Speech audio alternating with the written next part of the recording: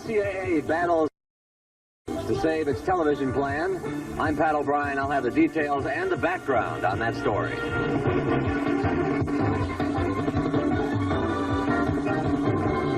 I'm Earl Farsegian. We'll also have a story about the Elway. Father Jack coaches San Jose State. Son John quarterback Stanford. Today they'll turn what could be a family feud into a loving family affair.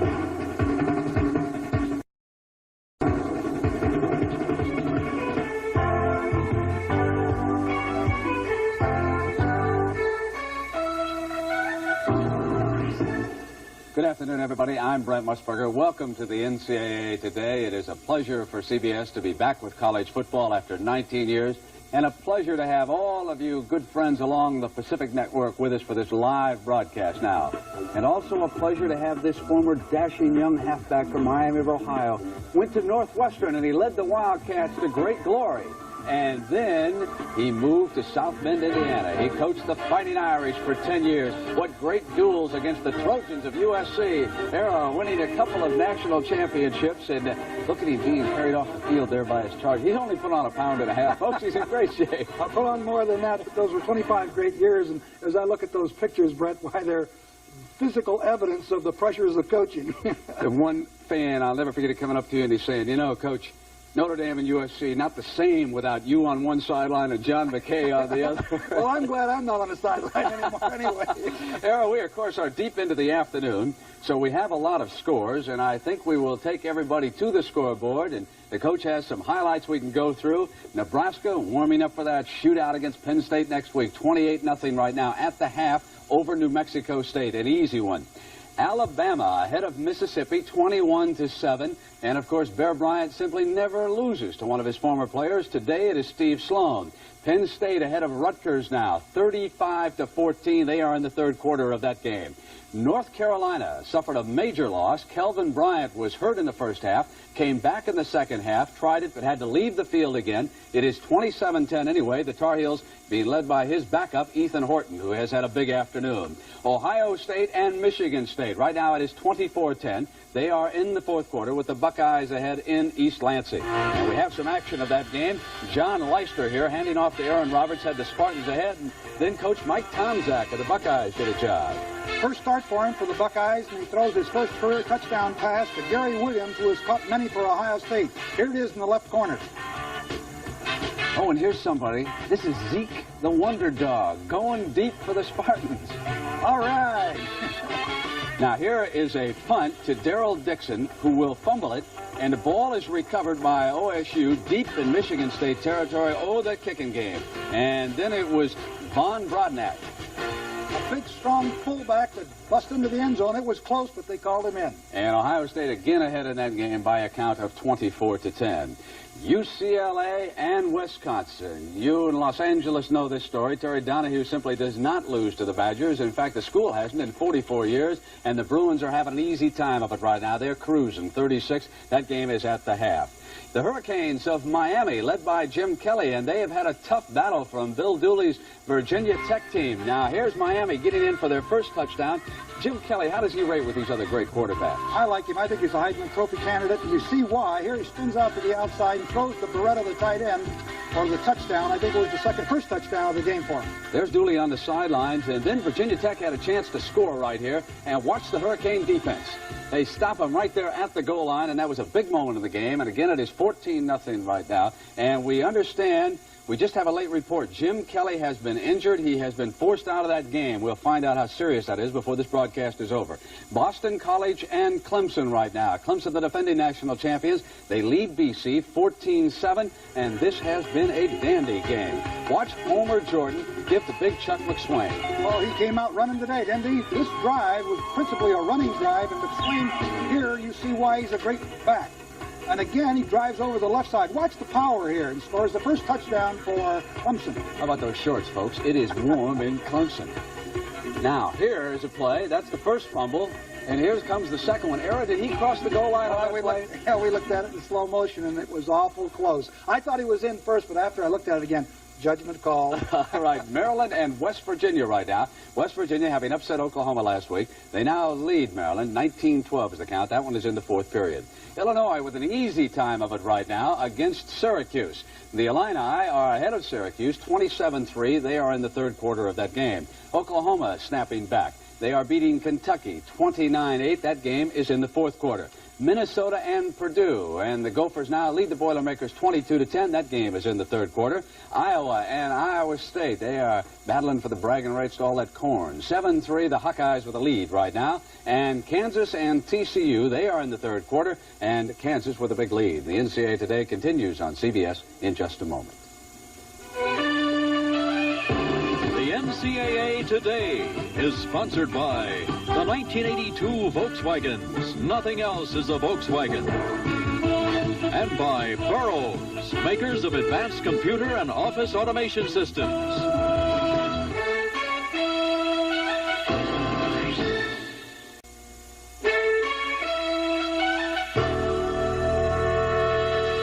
We just checked on the Miami quarterback, Jim Kelly. He has been taken to the locker room, a bruised throwing arm. We do not know how serious it is. And, of course, Miami leading Virginia Tech by 2 touchdowns right now. They are in the fourth quarter. You know, the saddest note of this young season was struck last Saturday when Long Beach State safety Todd Hart suffered a broken neck against UCLA. He was paralyzed from the neck down, even after undergoing 4 hours of surgery on Thursday. But this morning, doctors upgraded his chances of regaining the use of his arms or legs to 20%. Now, I realize those are still long odds, but it is far more optimistic than earlier reports, and all of us at CBS Sports certainly wish Todd the very best. Meanwhile, Washington is rated #1 in the nation for the first time ever in the Associated Press poll. They were helped along with a 55-0 thrashing of Texas El Paso last week, but Husky coach Don James says the rating does not mean a lot to him right now. The Rose Bowl champions have never been more optimistic. Washington does not have to play USC this year, and they are also blessed with one of the finest coaches in college football. His name, Don James. I think that, without a doubt, that of the first 6 games, that there were probably a couple of real critical ones because of the fact they're conference games, and I'd say this is definitely one of the 2. Precarious being #1 in college football. Oh, I know we were named #1 a couple of times before the season even started. Didn't like it because they're all shooting at you. Now, what great state university boasts of 10 Nobel Prize winners on its faculty and a varsity football coach who until last week had never coached a game, any level, high school or college? California at Berkeley, that's who. The coach, of course, Joe Kapp, that celebrated free spirit who actually was a kind of coach on the field with both California and the Minnesota Vikings. And how did Joe do in his debut against Colorado? Well, he turned loose a redshirt sophomore quarterback named Gail Gilbert. Gilbert carved up the Buffaloes 31-17. The Golden Bears defense was sharp, too. They converted 3 first-half turnovers into touchdowns. But to Coach Kapp, it was simply on-the-job training. The men played a fine game, and I got to get better, I'll guarantee you that. The players did what they had to do, and we're proud of them. Now, this man has not scored a touchdown yet today against Wisconsin, but he broke a 1949 school single-game record by catching 4 TD passes last week. He is #1 on his school's all-time list with 14 career touchdowns. That, of course, is JoJo Townsell of UCLA. JoJo Townsell exploded for the Bruins. And this marks a major change in philosophy for Coach Terry Donahue. Normally, he likes a running attack, but Townsell has changed all that this season. I had no idea, until after the game when the media were telling me all the different records. It was something I guess people fantasize about all the time. We are getting ready, of course, for the Stanford-San Jose State game. That is father against son. Bob Murphy and Steve Davis are covering that game for us, so let's go to Bob right now. Okay, Brent, Stanford Stadium is really heating up for the 39th in a series that dates all the way back to the year 1900. The Cardinal of Stanford has won 32, the Spartans of San Jose 5. There was one tie, Boomer Sooner, and it was back in 1974, and a guy by the name of Darrell Rogers was coaching San Jose then, and since that time, these games have really been competitive. Very competitive, and the reason is basically because of location. They're 20 miles apart. Both teams have to share the same sports page. Last week in the San Jose paper, it was Stanford on top and then San Jose. And so those young San Jose players are really wanting to gain the attention and the publicity just as much as Stanford players. They've got something to prove. And, of course, San Jose derailed Stanford just a year ago, but it's all going to unfold right here. Brent Nara, right here at Stanford Stadium. All right, Bob, what a beautiful day for a football game out there. And, of course, Coach Jack Elway of San Jose State matched up against his son, John. We'll have more on that a little bit later. But a federal judge in Oklahoma has handed down a very important ruling that forbids the NCAA to continue its television plan for college football.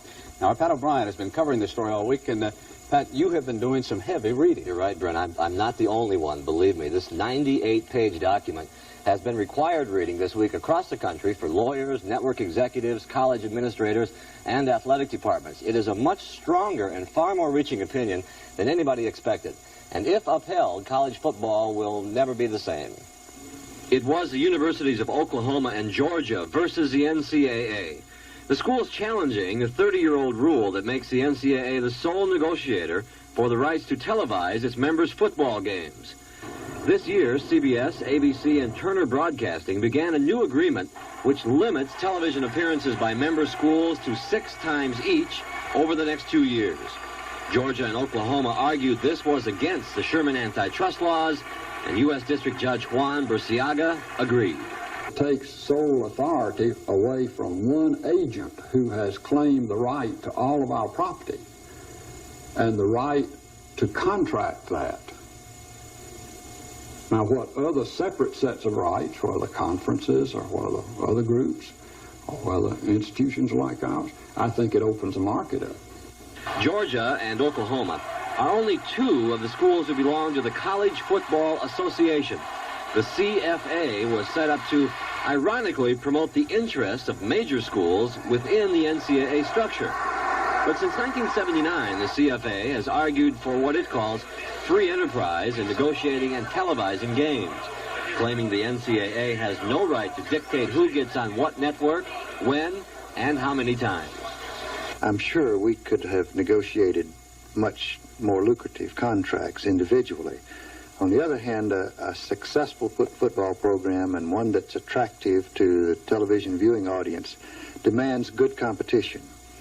And I'm not at all sure, but that some kind of control system is necessary in order to provide for balanced competition. While the CFA says it is now vindicated, here in Mission, Kansas, at its headquarters, NCAA officials are saying the plan is counterproductive.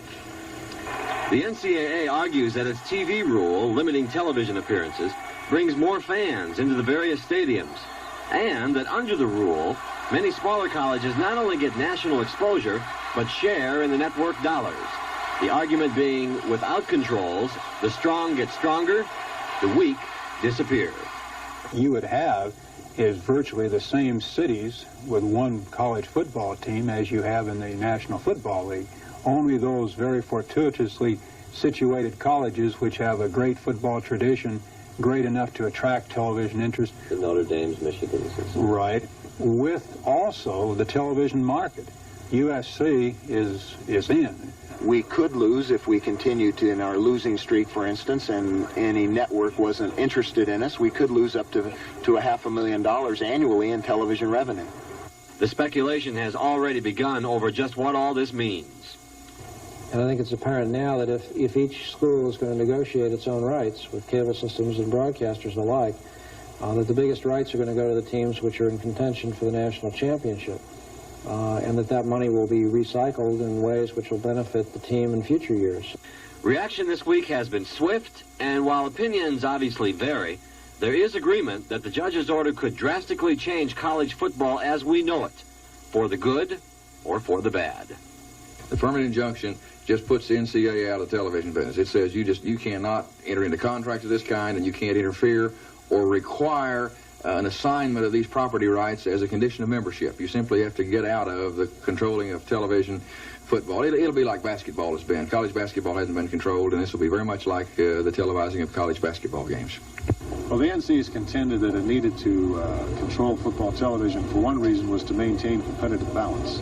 Other ways to control competitive balance would be through the limit on scholarships, the limit on the number of coaches, restrictions on recruiting, grants and aid, and of that nature. And that by trying to control commercial enterprise, that it overstepped its bounds.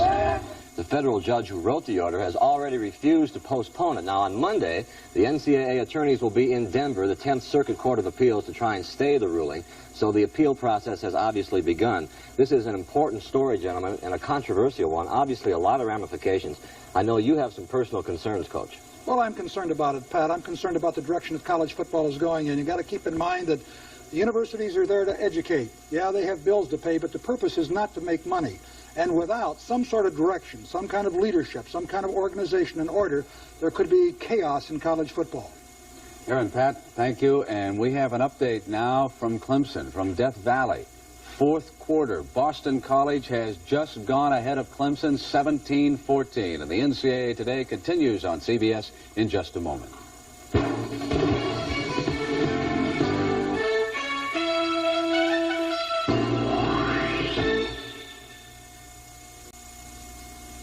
We told you earlier about the Elway family affair. Jack, the father, who will coach San Jose State today, against the Stanford team quarterbacked by his son, John.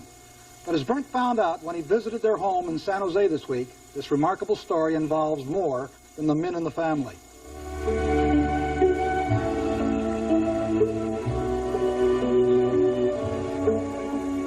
He is the San Jose State coach, admired and respected. We've had a very close relationship. I think that I owe a lot to him, a lot more than people think I owe him. He is the Stanford quarterback. Some say a quarterback without an equal. So I really, admire him as a person and his dedication and his competitive attitude along with everything else, because he's been a great son. They are father and son. They will oppose each other today, but no matter how hard they try, they will never be ordinary people. Jack, when he was coming out of high school and he could have come with you to San Jose, what added incentive could you have offered? Well, that was interesting. My good friends, Brent told me that, they always thought I was a pretty good recruiter. And here I was sitting with the top quarterback in the country eating breakfast and in our house, and I mentioned to them, I did pull out all the stops and the fact that I was going to give him a little cash under the table and buy him a brand new car, and even go as far as to have an affair with his mother. But that sounded like a good idea to me, but she wasn't too excited about it. I enjoyed sports too and played some sports when I was in school, so he's always teased me about having, first he liked my smile, but secondly it was the long legs, and so he thought that'd be a good breeding stock to produce the son that he wanted. But John now faces the toughest decision of his life. Does he want to become a right fielder with the New York Yankees, or does he want to become a quarterback with an NFL team? His older sister, Leanne, sums up the family's growing ambivalent feelings toward the tough decision that lays ahead. Well, I'd love to see John in Yankee Stadium. I really would, in a pinstripe suit. That would be a tremendous thrill to me, and I'd really, really be proud of him. But I love football, and I've always watched him play football, and I always thought he was most exciting when he played football. If I had to choose, of course, I think I'd go with football. What would you like to see John do this year? Win the Heisman Trophy or wind up in the Rose Bowl? Both. Seriously, both.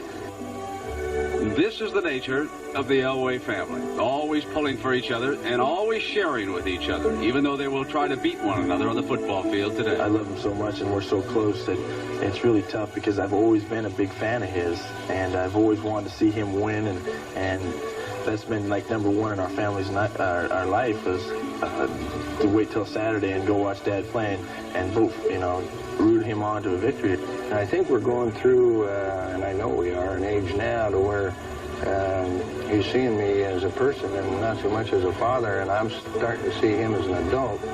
So with all my kids now who are older, I think we're becoming friends, and that's kind of special. I like that. You know, Brent, my son played for me at Notre Dame, and there was emotion involved in that. But golly, father and son against one another? You know, it's painful for the whole family, Era. John was hurt last year, and San Jose State handed him his biggest drubbing ever as a collegiate quarterback, and his mother was not going to go to the game today. She's changed her mind. The whole family's going to go, and she said, I'll just pull for both offenses. And the NCAA Today continues on CBS in just a moment.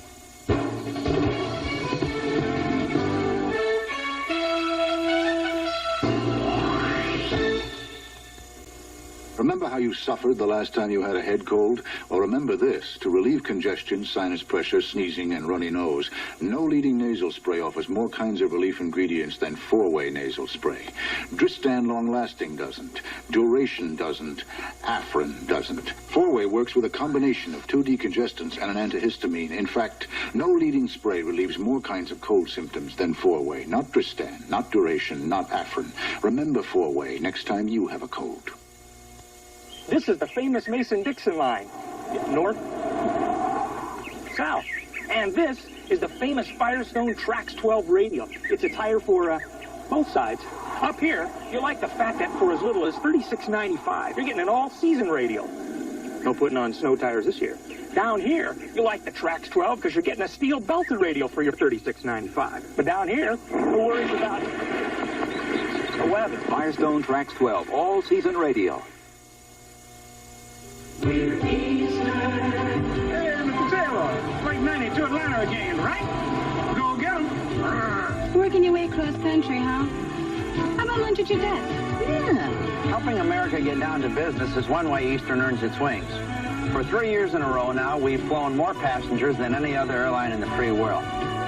Give us a try on your way to work. Sir, have a good presentation.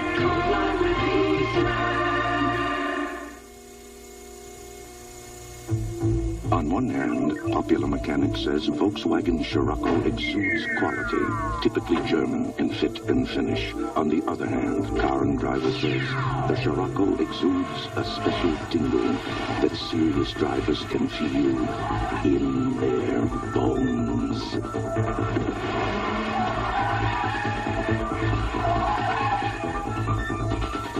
Oh, good suchness.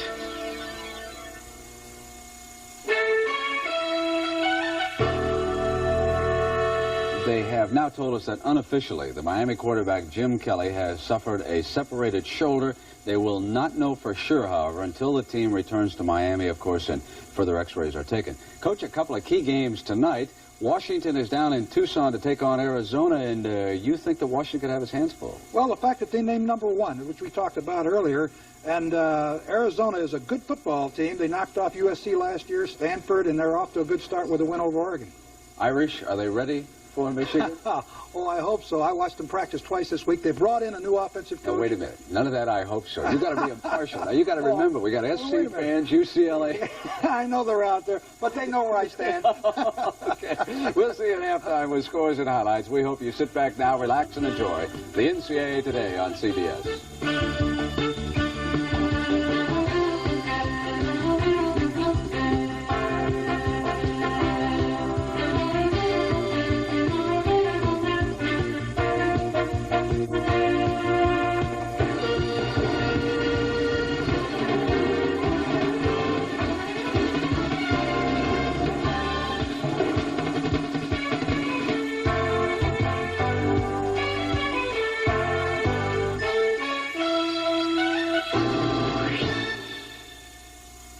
Among the things we left behind in Vietnam were thousands of our children. They're our children because their fathers are Americans. 60 Minutes tomorrow on CBS.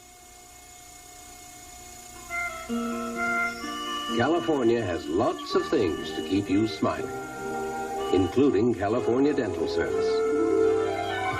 5.5 million Californians are covered.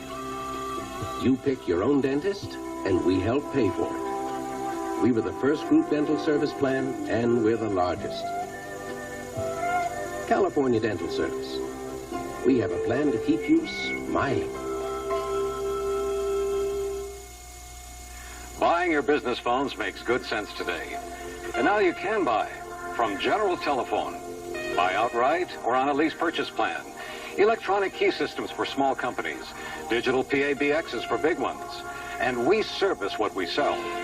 The benefits of ownership plus phone company service. Call General Telephone. Your phones have always been our business.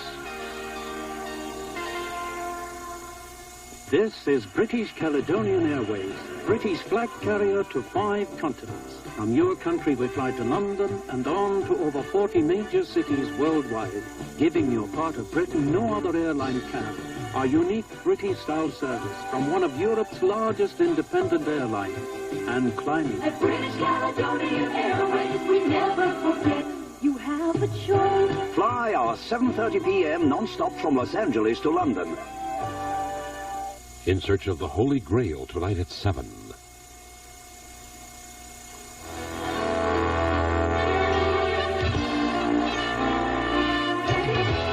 This is John Elway, Stanford's record-setting quarterback, an All-American who's among the top contenders for the 1982 Heisman Trophy.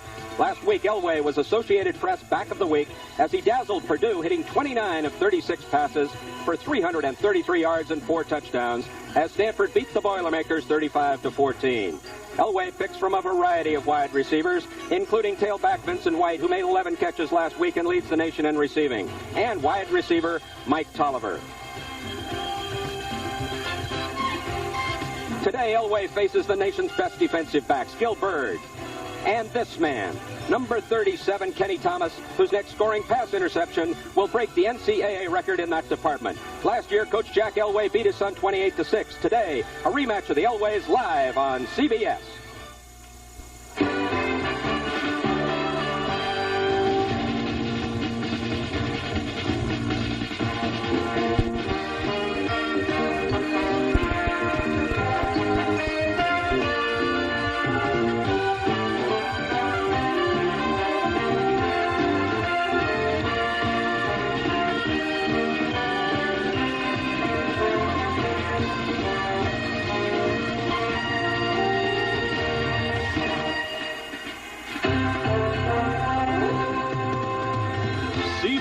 Sports presents NCAA football. The San Jose State Spartans versus the Stanford Cardinals. Today's game is sponsored by Chevrolet and your local Chevy dealers from coast to coast. And by Miller High Life. Welcome to Miller Time. Welcome to Stanford Stadium on what has turned out to be a bright, sunny afternoon. Lots of stories here today. Elway versus Elway, San Jose State versus Stanford, Elway versus Clarkson, and Elway and the Heisman Trophy. Hi, everybody. I'm Bob Murphy, and this is Steve Davis. And right here in this stadium, 12 years ago, a fellow by the name of Jim Plunkett won the Heisman Trophy. He had a team that went 8-3, Steve. Then they went to the Rose Bowl and defeated a truly great Ohio State team. Does that opportunity present itself to John Elway here today? I almost called him John Heisman, and that was his name. I think so, because really it's to an advantage of John to have a real tough schedule, because he can really, with his stats, prove himself. I think there are several other factors that John's got to have this year. One, he's got to stay healthy, because last year he was plagued by injuries, an ankle injury. It slowed him down. He was not statistically the John Elway of 1980. Also, he's got to learn to use his talent around him, develop a supporting cast of good players, because Dan Marino, Jim Kelly, all those players push too hard too soon. He doesn't have to do that. And then finally, he needs a winning season, because only one time in the history of the Heisman has someone won it with a losing team, and that was Horning in '56. And last year, the Cardinal 4-7. That probably will not do it for Elway, but much of that will be written here today before 60,000 people and all of you out there watching on television. Hello again, everybody. I told my old pal Steve Davis from Oklahoma it doesn't rain in California in September, but it did. It rained yesterday. It rained a little bit today. But now we have a bright, sunny afternoon. We also have a team called the San Jose State Spartans. We've talked so much about John Elway. But let's talk a little bit, in fairness, about another truly great performer. His name is Steve Clarkson. Really, his statistics are outstanding. Jack Elway, his coach, said that he's one of the top 5 quarterbacks in the country, but obviously he's overshadowed by John Elway down the road from him. But I think the key about Steve Clarkson is the leadership capacity of what he's taken on this team. He has lost weight, 45 pounds the last 2 years. He's a much talented thrower. He's intelligent. He's using his intelligence. He's an All-American as far as academically. Yeah. So he's a real key to this football team, and it really does a lot of things well. got a lot of great receivers. One you ought to take note of is a fellow by the name of Tim Kearse. Number 1, you'll be able to find him easily. He catches passes. He also takes the ball on inside reverses. And the San Jose State coaches have been generous enough to tell us he might even throw the ball today. He's a multi-purpose type player, and really, as you said, does it all. He's got tremendous speed, and he really is the talent. He's able to come out because he's a former high school quarterback. He can read defenses, so he gets an advantage on the defense early. He'll catch it a lot today. Defensively, we talked about Bird and Thomas, 2 outstanding cornerbacks. Steve McEnroe might just be, number 72, the best defensive lineman on this field. He did not practice all week. He's got a bad ankle, so his condition will be something of a question here today. The theory of San Jose is try to put some pressure on John Elway. The best way is put the pressure with Steve McEnroe. Well, the story's unfolding. We'll be right back.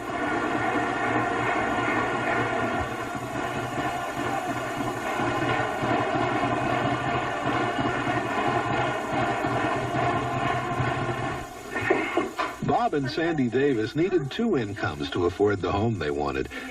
Then tragedy struck. Allstate update. Joint mortgage protection. Sandy died before the mortgage was paid. Allstate Life's joint mortgage protection could have helped pay off their mortgage if either of them died for less than the price of 2 policies. But the Davises didn't have it. If you both work, talk to an Allstate agent. For life, home, and auto, put yourself in good hands. Look at me. Do you like what you see? Good. Because it's not me. It's a recording of me on Memorex videotape. This remarkable tape has been recorded and re-recorded 100 times, but I bet you still couldn't tell if it was Memorex or me, which really isn't me. It's Memorex. Memorex videotape. Even after 100 recordings, you'll wonder, is it live or is it Memorex? Hello again, everybody. Bob Murphy, Steve Davis, Stanford Stadium, the Cardinal of Stanford, the Spartans of San Jose State. Stanford has won the toss, and they will receive. Across the way, Paul Wiggin with the same haircut he had in 1956 when he played with John Brody right here on the farm. The San Jose Rooters, they think they have really caught lightning in a bottle with Coach Jack Elway, and there is Jack. Jack and his team did not even work out on Friday. They don't even show up. They don't put any uniforms on. He's a casual coach in the way he approaches a game, but he builds a certain special kind of intensity. Mike Bird does all the kicking for San Jose State. He does the placements. He does the field goals. He also does the punting. There are not many players in college football who do all the kicking, but Berg does, and he will kick off from our right to our left. Deep is Mike Dotterer for Stanford. He would have played professional baseball this year if he'd been drafted a little bit higher. I'm sure he will next year. Number 24, he was 11th in the country in kickoff returns a year ago. They want him to handle the ball. Stanford would normally have a wind behind their back moving from left to right. That's from north to south, but we've got rain conditions here today. The wind is blowing from the south. Elway will throw into a short wind. Berg's kick all the way to the back of the end line. Dotterer catches it. It is a touchback. The ball will start at the 20-yard line. Let's take a look at the Stanford lineup. There you see Elway, Vincent White, who caught 11 passes last week, Greg Hooper from Santa Clara, Emil Harry, Chris Dressel, the tight end, caught his first touchdown pass just last week in that Purdue game, but he'll catch a lot of passes here today if we see double coverage, and I think we will on the outside receivers. Across the way, Harry goes wide left. Tolliver is wide on the near side. The setbacks are White and Hooper, 22 and 40 respectively. Elway's going to throw. Big surprise. Tolliver all alone on Bird. Bird makes the tackle at the 26. It'll be a gain of 6. 2nd and 4 at the 26. And we will take a look defensively, Steve. They're the defensive front. They've really got to make the pressure up front. McEnroe's the key. His ankle's bothering right now, but they have really got to force some pressure on John Elway all day long. And they're the linebackers, Woodburn and Matheny. They're very talented players at their positions. They're going to have to drop into zone areas and be able to protect and look for the underneath routes all day. Look at White as a wide receiver lined up out of your picture to the left. Now he drops back. They move Harry up to a receiving position in the tight end slot. This is a new formation for the Cards. Elway, with lots of time, hits Harry for the first down. Gain of about 7 yards on the play to the 33-yard line. It'll be a first down for the Cardinal. And don't think we're making a mistake. It is the Cardinal. It is singular, Steve. It is not the Cardinals. President Don Kennedy here at Stanford made that decision that we are talking about the cardinal, the color, and that's the way we will call it here this afternoon. Elway brings them up. Wide receivers, both sides, Tolliver to the left, Harry on the near side. Audible. Elway changing the play. He's got the tight end on the left. He's got White in motion. Too much time. Elway with the audible that time, Steve. Took a little bit too much time in college football. 25 seconds or the whistle. Part of the problem of what John was trying to do, he saw the linebackers in the gap, and San Jose State's plan is to try to show John a lot of different looks. Play on his intelligence. Make him make a call, get out of the bad play, and then get back out of it and confuse him. Give him different looks. It's an interesting concept to play on the intelligence of a great player. They will move the ball back to the 27-yard line. It'll be 1st and 15, no loss of down.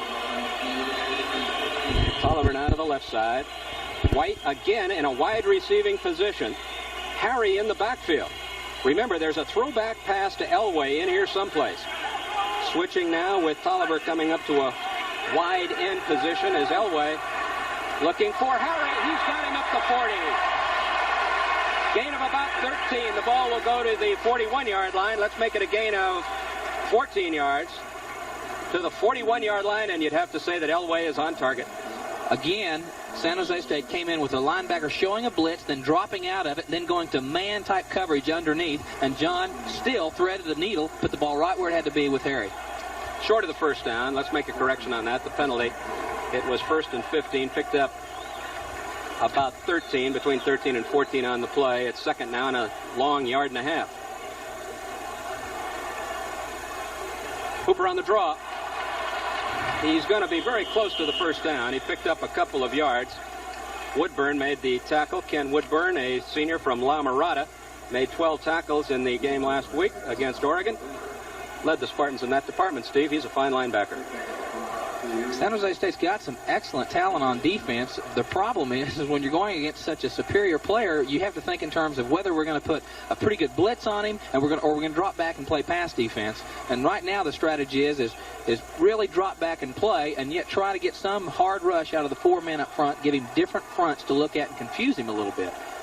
Steve, there are two fellas out there that have been carrying down markers at Stanford for, I don't know whether it's 100 years, but it's pretty close. Jack Jorgensen's an attorney in nearby Menlo Park, and Weldon Hoot Gibson, longtime leading executive with Stanford Research Institute, also in Menlo Park.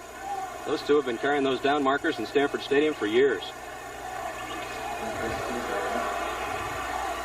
Paul Wiggin with a look of anxiety. Barely short of the first down. What's the 3rd and inches play, Boomer Sooner? At Oklahoma, we'd run a fullback base play. We've got Rob Moore in, number 33 at fullback. Moore takes it. It'll be, I think he got it with a second effort. And a fullback base play. On a fullback base play right out of this Boomer Sooner notebook. So we'll move the ball forward to the 44, Rob Moore, whose father, incidentally, was an NCAA swimming champion when he was at Stanford. Second first down for the Cardinal. Harry is in tight, playing as a tight end now, that little guy, and Tolliver goes in motion. Hooper's back in the game. Elway to throw. He's got his back. That's Vincent White trying to get inside. Good pursuit on the play.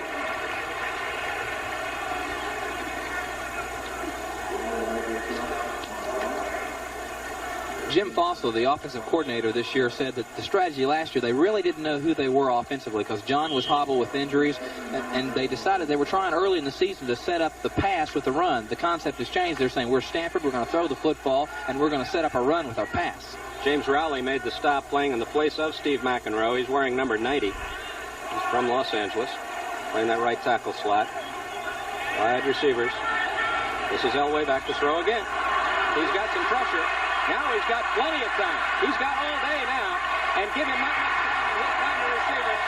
First down. The gain is to the 37-yard line. Harry on the catch.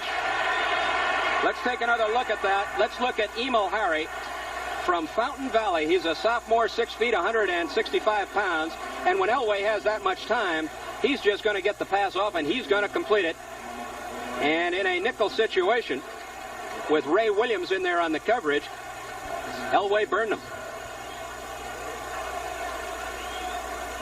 San Jose in that nickel defense again. Tolliver split to the right side. Wide receiver way outside is Harry. Then they run against the grain. This is White. White finding some running room. He got a great block that time from number 61, Matt Moran, the veteran offensive lineman for the Cardinal. Very, very shifty. Strong side right formation. They ran against the grain with Vincent White. He's elusive, isn't he? He really is. And of course, he really looks like a prototype, or at least to Darren Nelson, that type of player. And more and more we're seeing the small player they're making across the professional football ranks. We're seeing a bunch of them in the pros. And Vincent White is really something to watch. Gain of 7. 2nd and 3. Harry and Mullins now in the game. Both split left. Elway may be changing the play since Tolliver wide right. The lone remaining back is Rob Moore, number 33. Elway to throw again. They've got him.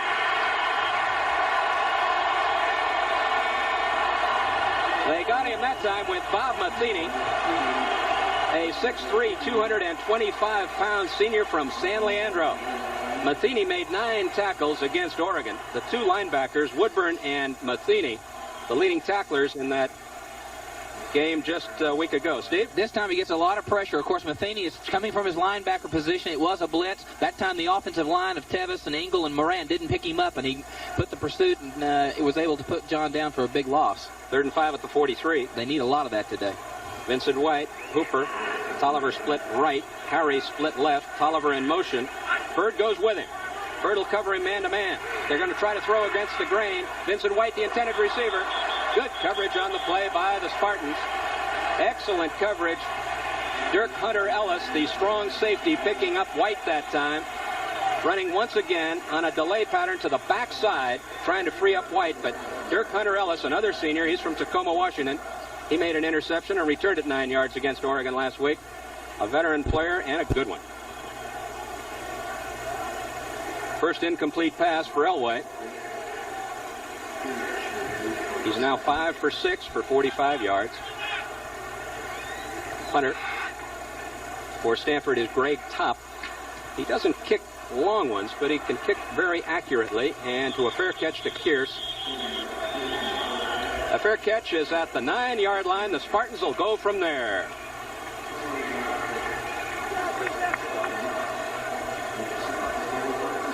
Chevrolet Celebrity.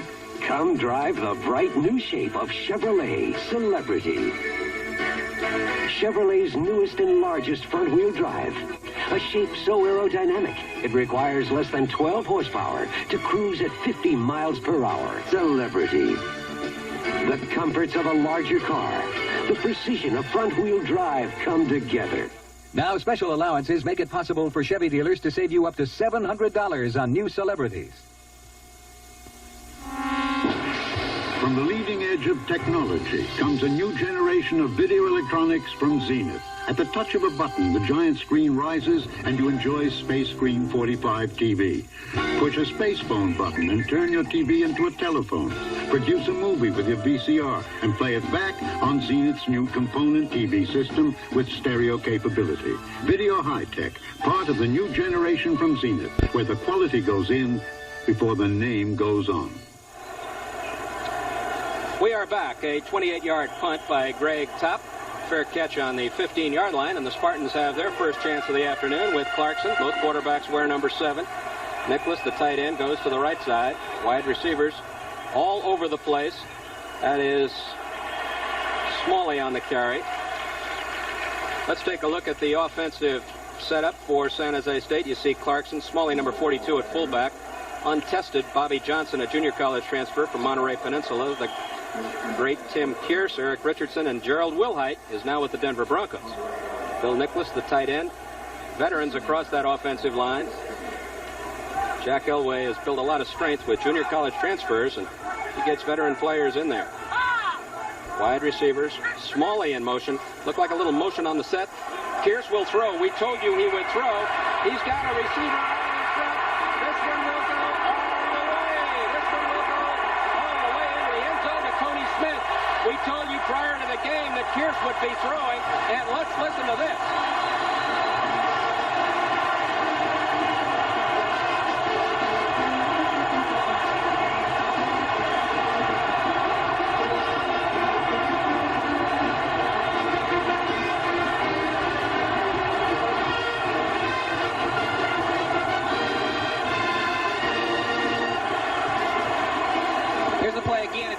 to Kearse. Watch Kearse. He was a high school quarterback. There he throws the ball deep. It's going to Tony Smith, 22. 46 is covering. That's Charles Hutchins, a strong safety. And it was foot for foot. But Tony Smith, excellent speed, just broke past him. Of course, they were thinking run off the pitch to Kearse because Kearse is so dangerous. You've got to be concentrating on him. And then all of a sudden, the big play. They had shown the run, the inside reverse to Kearse 5 times in that Oregon game last week.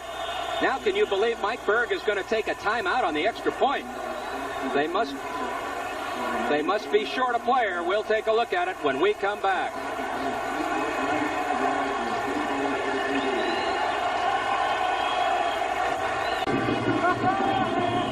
The first pass that Tim Kearse threw in San Jose State history for him was to this man, Tony Smith, a junior from San Diego, California. 170-pound junior, and boy, did he fly 84 yards to the touchdown. San Jose coaches had told us they had that play. They thought it might work, and boy, did it work. Berg puts it up, and good. 7-0 Spartans, and we are only 8:35 on the clock at this point.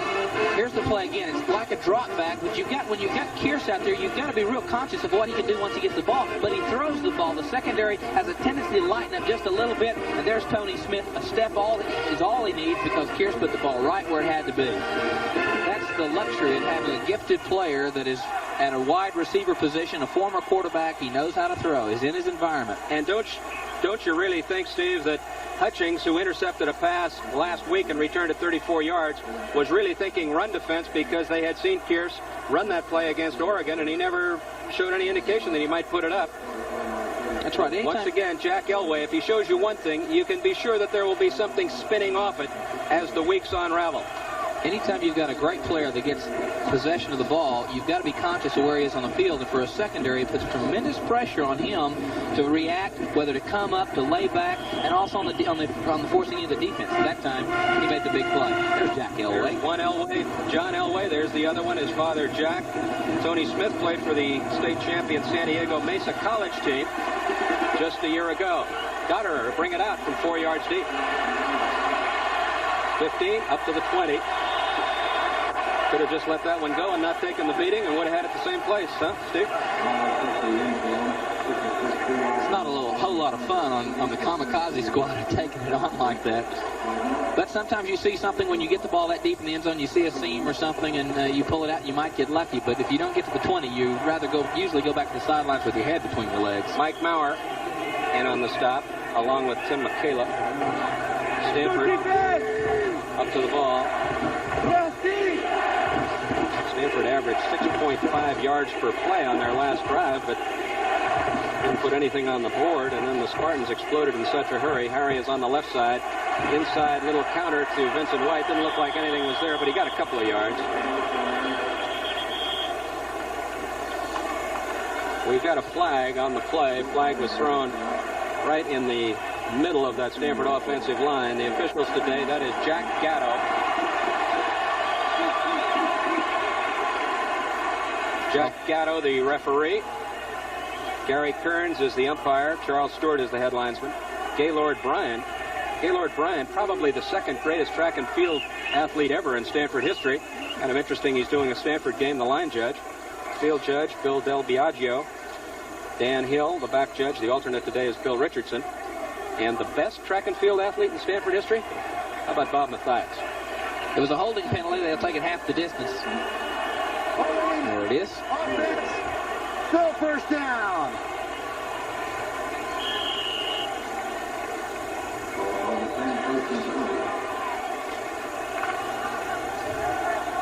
Elway brings them up. Got Tolliver wide right, Harry wide left. Tight end Dressel on the near side. Elway is going to get some pressure.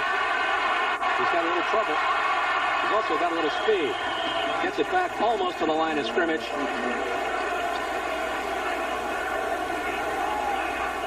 He gets it up to the point where they almost started. Made some yardage on the play to the 20. When you're talking Heisman Trophy candidates, this is what separates John Elway from everybody else. His ability, once he gets pressure, to sense the pressure. He's got great vision, then to do something with it. He made 10 yards back. Marino, Kelly, Miami, none of those players have that dimension. That's what defensive coaches fear most. They're great passers in the country, but the ability to run and the combination of great thrower are what makes John Elway set apart. Set the line of scrimmage, and we're talking, of course, about the original line of scrimmage, where it's now 2nd and 10. Vincent White, he's got Moran out in front of him. He's got a lot of Spartans in front of him also. All kinds of pressure by the Spartans. Leading the charge, number 98, Kerry Ford. Bob Matheny, number 96, also in there. Moran was the pulling guard. He ran right by Ford and Matheny. They came in to make the stop, and the defensive coaches would say, we stuffed that one. It was a great defensive call, too, to have that kind of penetration. They've got to have penetration on that Stanford line. Right now, it looks like, or appears like, that San Jose State is winning the battle at the line of scrimmage. Stanford came to this ballgame thinking they had a better offensive line from last year, but right now, San Jose State's creating a little interesting situation line. Loss of 5, 3rd and 15. Elway wants to get that first down. He's got some time. Now he's got some pressure. Elway runs it very judiciously out of bounds as he got pressure by LaCarter of Washington, chasing him out on the 22-yard line. So he will get 7 on the play, but far short of the first down. Greg Topp comes in to punt. This has been a little bit of a problem. Topp with a 28-yarder to a fair catch for the first Spartan possession. Averaged just a little over 30 yards just a week ago, and this has been a problem department for the Cardinal. Hardly any wind in the stadium. It's negligible, so that won't affect this punt one way or the other. Topp with a wobbly punt over in the direction of the San Jose bench. That ball will go out at the 45-yard line. So the Spartans have real good field position in their second possession. They lead 7-0. We are back. Bob Murphy, Steve Davis, Stanford Stadium. The Spartans of San Jose up on top 7-0 with 6:23 remaining in the first quarter. Second possession for San Jose. Tight end on the left side. This is Clarkson. Clarkson throws for the first time today. He's got a wide open receiver and throws it past him. The intended receiver was Eric Richardson. Richardson, who caught 4 passes for 52 yards and a touchdown last week against Oregon, had a wide open receiver and just flat missed him that time. Sometimes Clarkson, to his criticism, as we look at the defensive line, there's Berger and Jackson Mitchell. They've got their hands full. They need to put pressure on him. The linebackers, Veras is an outstanding player. 2 pretty new ones there at the middle, inside, and then there's the secondary. Tony Smith is wide right. In the slot is Kearse, and you can be sure Stanford's going to watch Kearse in that slot. Quick pass over the middle. Kearse, he's got a chance to go. He will score for San Jose State.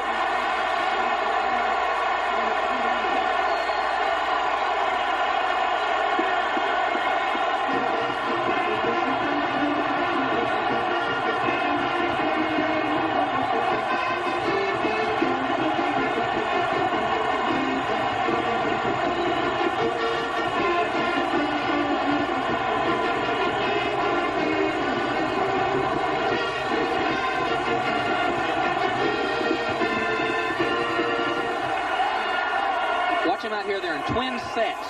Out in the middle, he goes right down. He's going to split the two where they're halves back. The 2 secondary backs, he goes right between them. One falls down the safety, and here's Price trying to make an effort, but he doesn't have enough to get there. That was Vaughn Williams, who slipped and fell down. The kick by Berg is good, and San Jose is up on top, surprisingly, in this contest, 14-0.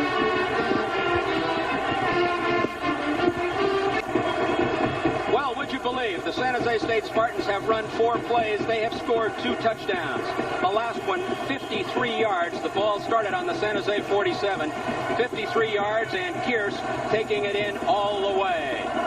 Berg coming forward. Dotterer is deep. This one will not be handled by Dotterer. Across the way, that is Mullins. Mullins with some room gets up past the 25 to about the 27. Let's take another look at that touchdown play. Clarkson, watch him. It's just a 3-step drop. He goes right down the middle. Kearse is going to split right down the middle of the 2 halves. What happens on that is Vaughn Williams, 45, had that to cover that area, but he falls down, and Price is at the chase of Kearse, and he doesn't take the distance. Didn't pick him up quick enough. And there is Timmy Kearse, who has figured so prominently in both San Jose touchdowns. The Spartans have had the ball only 57 seconds. I'd never stopped to figure out what happens if you score 2 touchdowns a minute. This is Hooper. He's got a little bit of room, gets up inside, close to a first down fumble, covered by Dressel of Stanford. Chris Dressel, the tight end, very alertly falling on that fumble, and that will be a first down for the Cardinal. Hawkins on the coverage, forcing the fumble. Good picture of John Elway and Rob Moore, number 33, coming into the game. What an explosive offense, and if Paul Wiggin looks a little worried, I think you can understand why. Dressel, the tight end, is on the right side. Tolliver split right. Tolliver now in motion. Elway trying to get the Cardinal on the board. He's got a receiver. Bounced off the hands of Emil Harry. Harry just couldn't hold on that time. Jack Elway has some interesting things to say about his son, John. He credits Jack Newmeyer, John's coach at Granada Hills High School in Southern California, with a lot of the development, the quick development that John has shown. He says that Newmeyer has great knowledge of the passing game and taught John things that most high school quarterbacks never even approached. Jack Newmeyer's retired, but he couldn't stay away from football. He's still coaching down in the San Diego area. Wide receivers to the left and one to the right. Elway. Plenty of room up the middle. He's got two linebackers to run away from. Elway, first down. Elway out of bounds at the 41-yard line. Gain of about 19 yards on the play as he was chased by Bobby Grant and Bob Matheny. Let's take another look, Steve. San Jose State goes to a man coverage. Now, John Elway realizes that. He drops. He senses pressure. He sees an open area. Now, he knows the secondary is out of the way. That his backs, his receivers, have taken him out of the picture. All he's got to worry about is linebackers. That's what makes the great play. He outran Woodburn, and that's how he got himself wide open. Elway, they're not anxious for him to do that. They don't like the risk of injury, but John will take it if you give it to him. Lone remaining back is Rob Moore. White is in the short slot. Elway, screen. Covered beautifully by the Spartans. That was a great play by Bob Matheny as the screen was to Rob Moore, and it didn't fool Matheny. Matheny from San Leandro, the senior.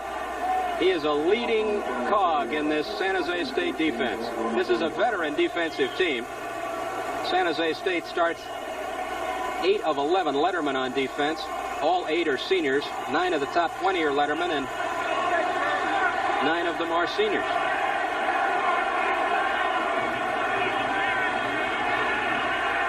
Two tight ends. Second down. Elway to throw. Elway has a wide open receiver.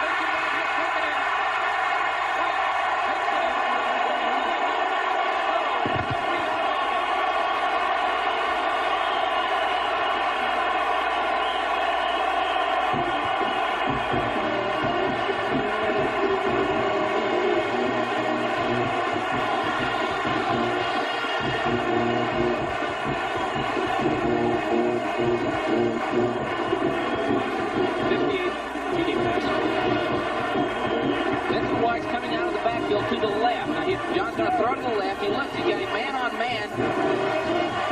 Thomas has got him. Thomas is supposed to be a great corner, but he's let Vincent White go down the sidelines and no coverage, touchdown. You cannot give anybody that kind of gap. Mark Harmon with the extra point. Up and good.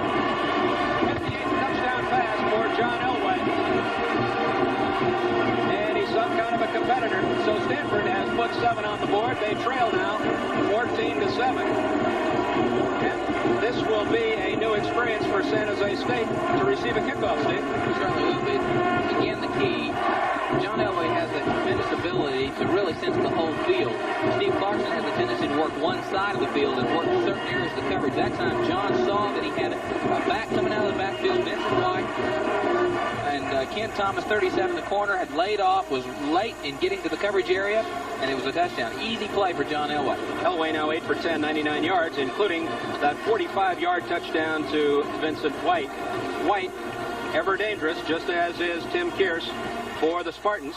5 plays, 73 yards. And the Spartans, who really haven't had the ball very much, you wonder about time of possession. They just keep it long enough to score. Well, let's see what they do with this kickoff. It's going to be whoever is ahead at the end. I mean, the game's just going to run out is what's going to happen. Well, would you believe that Tim Kearse is going to run this one back? Now he's going to lateral to Kenny Taylor. How about that play?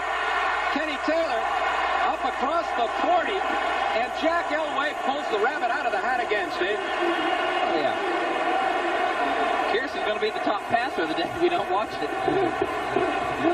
I'll tell you, if Jack Elway keeps this up, Spartans might be on television every week. This is about as entertaining this makes it fun. as any of the old Ed He even fumbles it a little bit. He's got everybody set up. He sets up. It's a backward pass. There's no such thing as a lateral in college football. It's a backward pass. There it is, the 25, and he makes the great play.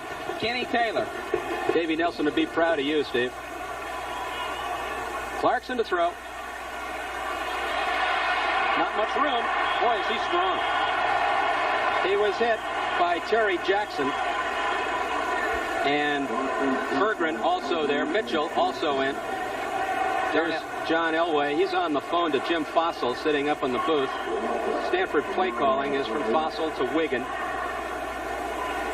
It is 2nd down and 11. The ball is on the 38-yard line as Clarkson brings them up.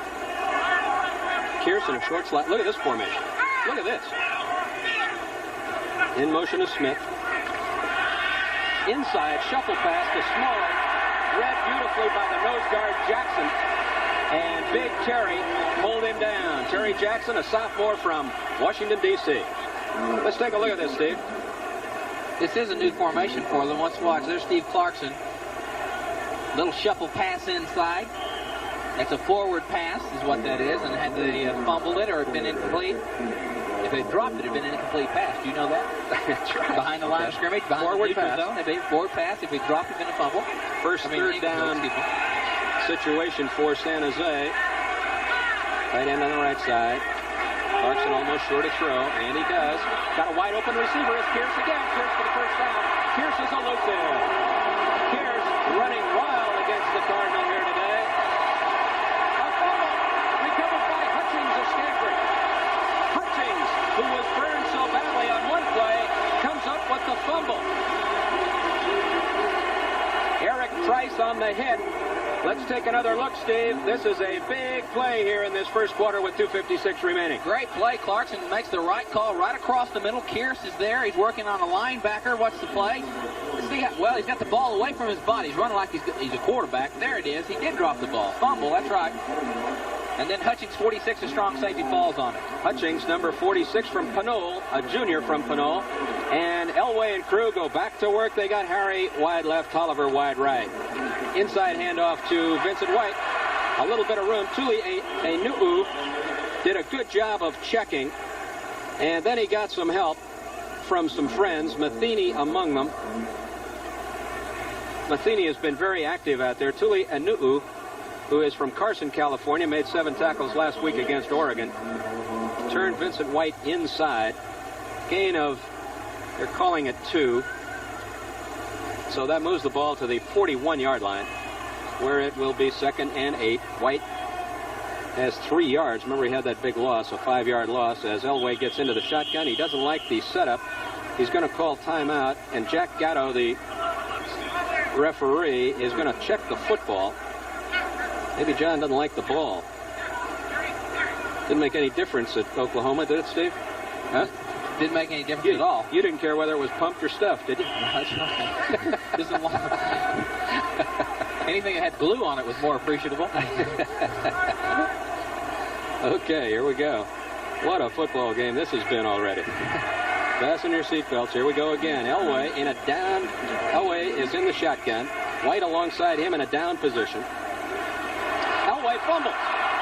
Elway fumbling the snap. The snap from Mike Tevis, Elway had trouble with and was lucky to fall on it.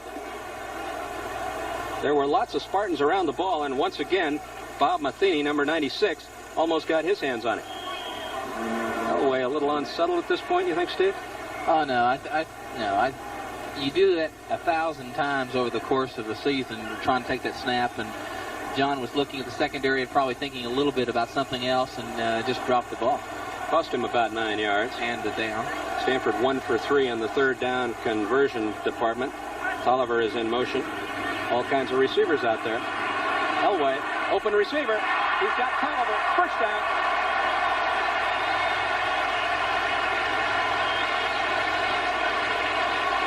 Gain of about 22 yards, make it 23 yards on the play to the 45-yard line of San Jose. This is what John Elway sees. Look at him. He's being able to look right across the middle, goes right over the top of Kenny Thomas and threads the needle right there to Tolliver, number 26, right across the middle.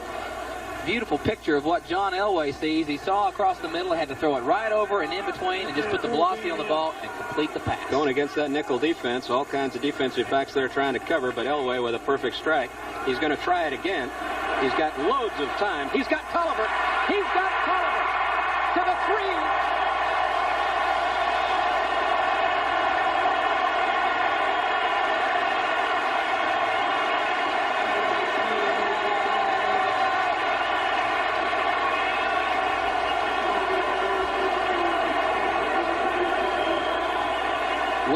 Defense. Watch John Elway to go to Tolliver. Goes down the field about 15, 20 yards, then just kind of moseys on across the middle. There's Thomas and Hawkins, but they're not there fast enough. You've got to get on these people. These receivers are too quick. They know how to run their routes too precision-like, and John Elway is so precision-minded. You've got to get on closer than that. They're giving too much cushion. 43 yards on the play. The officials mark it on the 2. He's got Hooper and he's got White. This is White. He's there.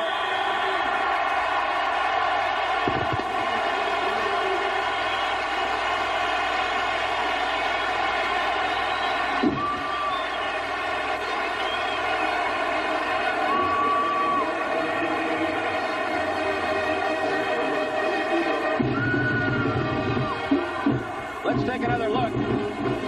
John Elway. Quick handoff. That is Hooper, number 40, trying to blast his way through the hole. Also helping Matt Moran, number 61. The onside guard as Vincent White takes it from 2 yards out. Paul Wiggin with a decidedly different look than he had a short time ago when he was trailing 14-0. With this kick, the Cardinal could tie it up to 14-all. Harmon has it on the way. It's good, and we've got a tie ball game. Elway picking apart a nickel defense as the Spartans are sending in a 5th defensive back trying so hard to cover receivers, while at the same time put pressure on Elway, but Tolliver wide open. Really with the first quarter just about over, what's happened is both offenses have really controlled both defenses. It's not been a matter when the offenses have not scored, it's because they stopped themselves. Right now, both teams are very successful throwing the ball. John is doing a great job, and so is Steve Clarkson. We've got a good quarterback matchup today, and they're throwing exceptionally well. I wonder if anyone at home has even dared to go to the refrigerator or anywhere else in the house for that matter. We're going to see a lot of points today. It's obvious. Stanford's idea on defense is to play rather conservative, not have their kids have to think a whole lot, just play good position football. And San Jose State on defense, they're going to go at you, so we're going to have a lot of fireworks one way or the other. Electrifying contest thus far.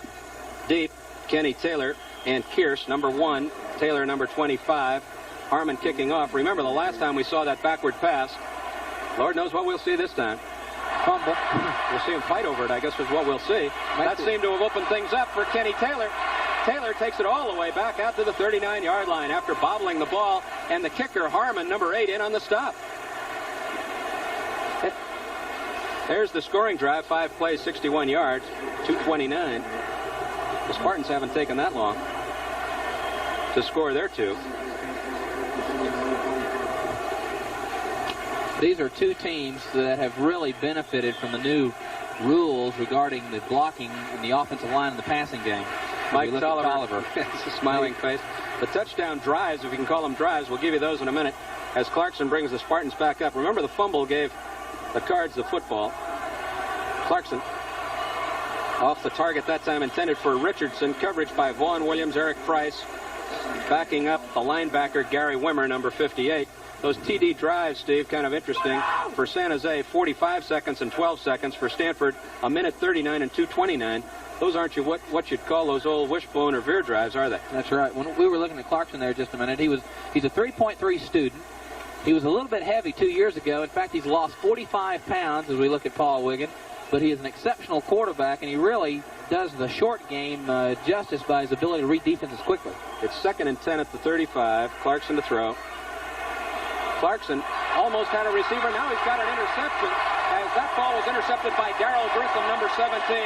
Grissom, a sophomore from Phoenix, comes in as the nickel man in that Stanford defense. That ball was deflected, and Grissom came down with it, and he's going to take the football with him. Watch Clarkson. Now this time, this is the old tip drill. Watch Vaughn Williams, 45. He's going to tip the ball up in the air and give him a chance. The ball's trying to go to Eric Richardson. There's the tip, and there's the precision. There's the concentration, and the play by Grissom. It was tipped twice. I think Vaughn Williams also had a tip on that. Tomorrow, the NFL Today kicks off a great day of doubleheader action. Check your local listings for your games tomorrow right here on CBS Sports. The Cardinal back up, trying to take their first lead of the ball game. Elway, trouble in River City. That's shades of last year, when Elway, on a bad leg, was sacked 7 times. They got to him that time. Kerry Ford, number 98. We're at the end of the first quarter with this one all tied up at 14 all.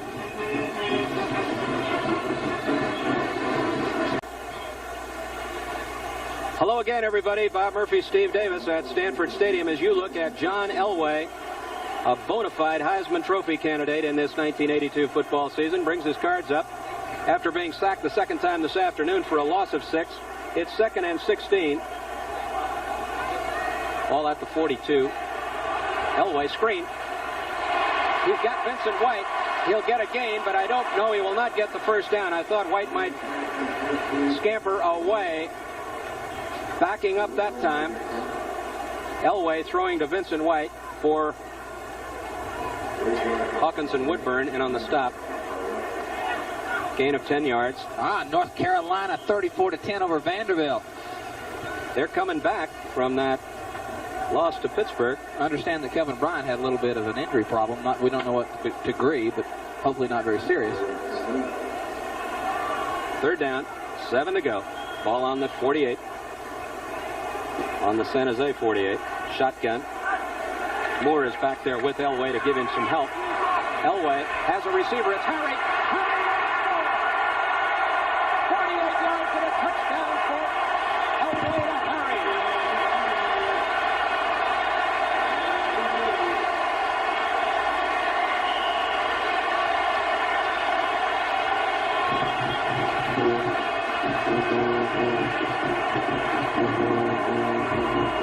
Brian Hawkins, number 32's got to pick up Emil Harry, number 10. Watch John just thread the needle right where it's got to be. You cannot, with a great thrower like John Elway, you've got to get on a receiver and latch on to him.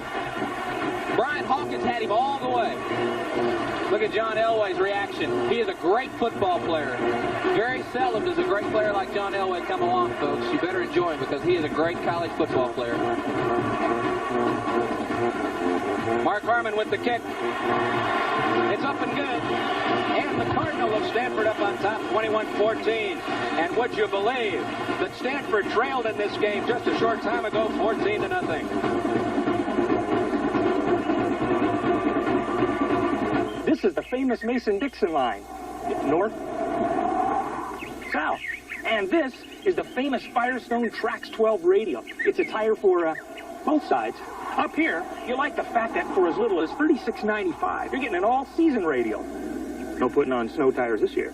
Down here, you like the Trax 12 because you're getting a steel belted radio for your $36.95. But down here, who worries about the weather? Firestone Trax 12, all-season radio. Now, whenever and wherever you move in the West, you can take your bank account, credit, and good reputation along with you. But only if you bank at First Interstate Bank, the only bank system with over 900 offices throughout all 11 western states, and the only bank that can help you move your account, eliminate first-year fees on credit cards, even pre-qualify you for a line of credit. So make your next move to First Interstate Bank, where convenience comes with the territory. I really like you two. Meet 2 square pegs in high school. You've got no style. Premiering Monday. I mean, your style is anti-style. September 27th. You know what I mean? Mark Harmon for the Cardinal. This one is taken by Kearse, number 1. Oh, buried. Kearse is literally buried by Jack Gilmet on the Stanford special teams. John Elway, would you believe, 12 of 14 for 223 yards, 2 touchdowns today, and we are barely in to the second quarter of play. 14:01 exactly remaining to the half. If he keeps this pace up, I wonder if anybody's ever thrown for 600 yards, 800 yards. No, but he's certainly one person that has a great chance of doing it. Boy. Clarkson. Tight end Nicholas on the right side. Handed to Smalley. Smalley is met by the tight end Jackson right at the line of scrimmage, or rather the nose guard Jackson.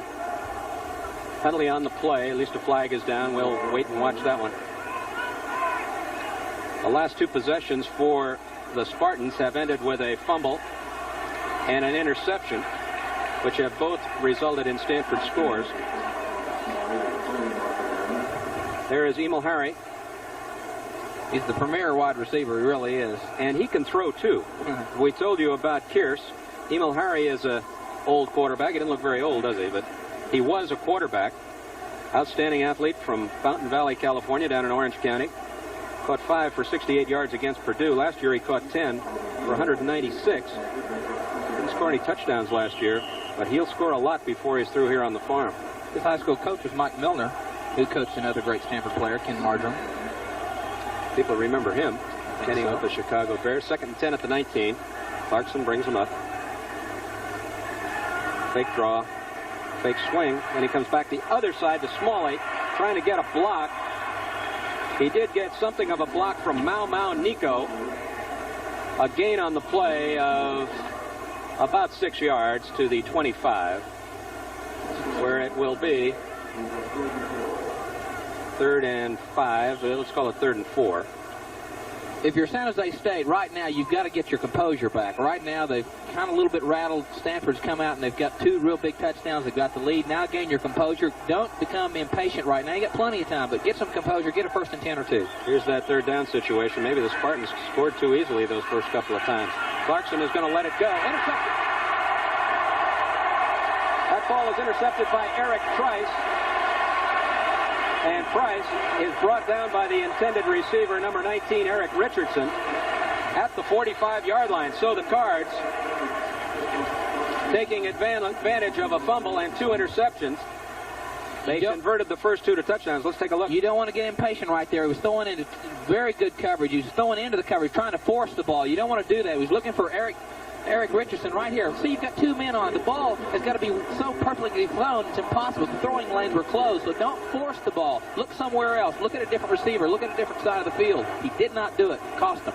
Over and under coverage, Vaughn Williams playing the backup role in that defense. Dressel, the tight end on the left side. Elway is going to put it up again. He's not going to wait. Now he's going to run. He'll get about 3 or 4 yards. He's pulled down by Jesse Green, the nose guard. Jesse's a senior from Baton Rouge, Louisiana. And there's Eric Price. Eric looks like he's having a good time here today. Eric is from Santa Ana, California. He is another Orange County product, a sophomore. An outstanding sophomore defensive backs in the Stanford crew. Eric Price is one. Darrell Grissom is another. Wayne Hamilton is a third one. Cards, 2nd down. And 6. Shotgun. Flag is up. Elway is in trouble. John may want to try and just get rid of this ball. He'll run it out of bounds for a gain of a yard or 2, but the flag was down. Matheny chased him out of bounds. Got a penalty. Jack Gatto, the referee, you can hear him indicating motion on the offense. Paul Wiggin would like to get another score up on the board. That's how that haircut. See, no matter how you cut it still turns gray in situations like this, Steve. On the offense, we got holding on the offense. Wig has been getting his hair cut like that from the same barber. The barber that used to cut his hair when he was a student here from 1954 through 56. Newell is still a barber up at the Stanford Student Union, so when Wig came back, first thing he did was went and get an old crew cut, just like he had almost 30 years ago. That was the 2nd procedure call. Oh, there are two flags on the play. Let's correct that. The NCAA Today on CBS continues with halftime scores and highlights after this word from your local station.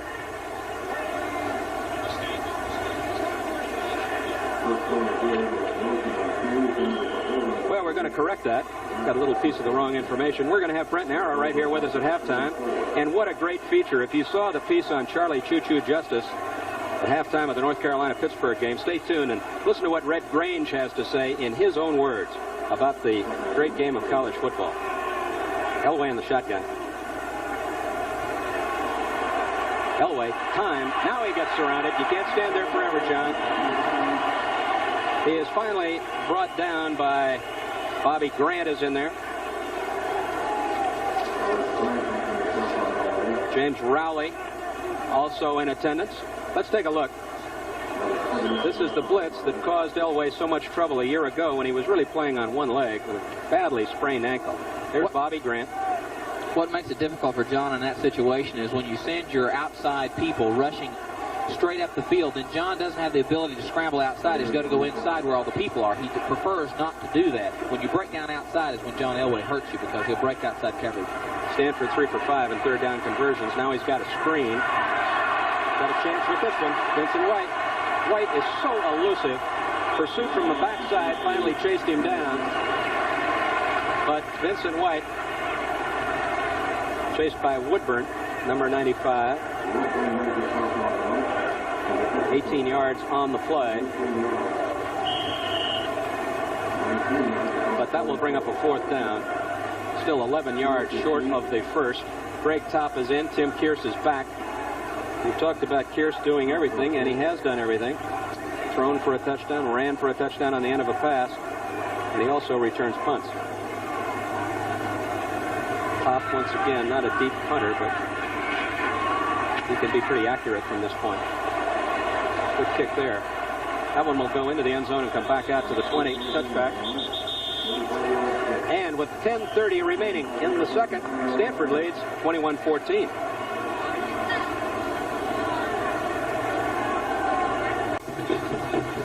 All right, punting situation for Stanford is resolved at the 20-yard line with the touchback. The Spartans take over. Clarkson brings them up. Spartans now trailing 21-14, where they once had a 14-0 lead. Clarkson, Bobby Johnson is the man in motion. Smalley, no place to go. That play was absolutely jammed right at the line of scrimmage by Mike Wyman. Mike Wyman, a junior from Reno.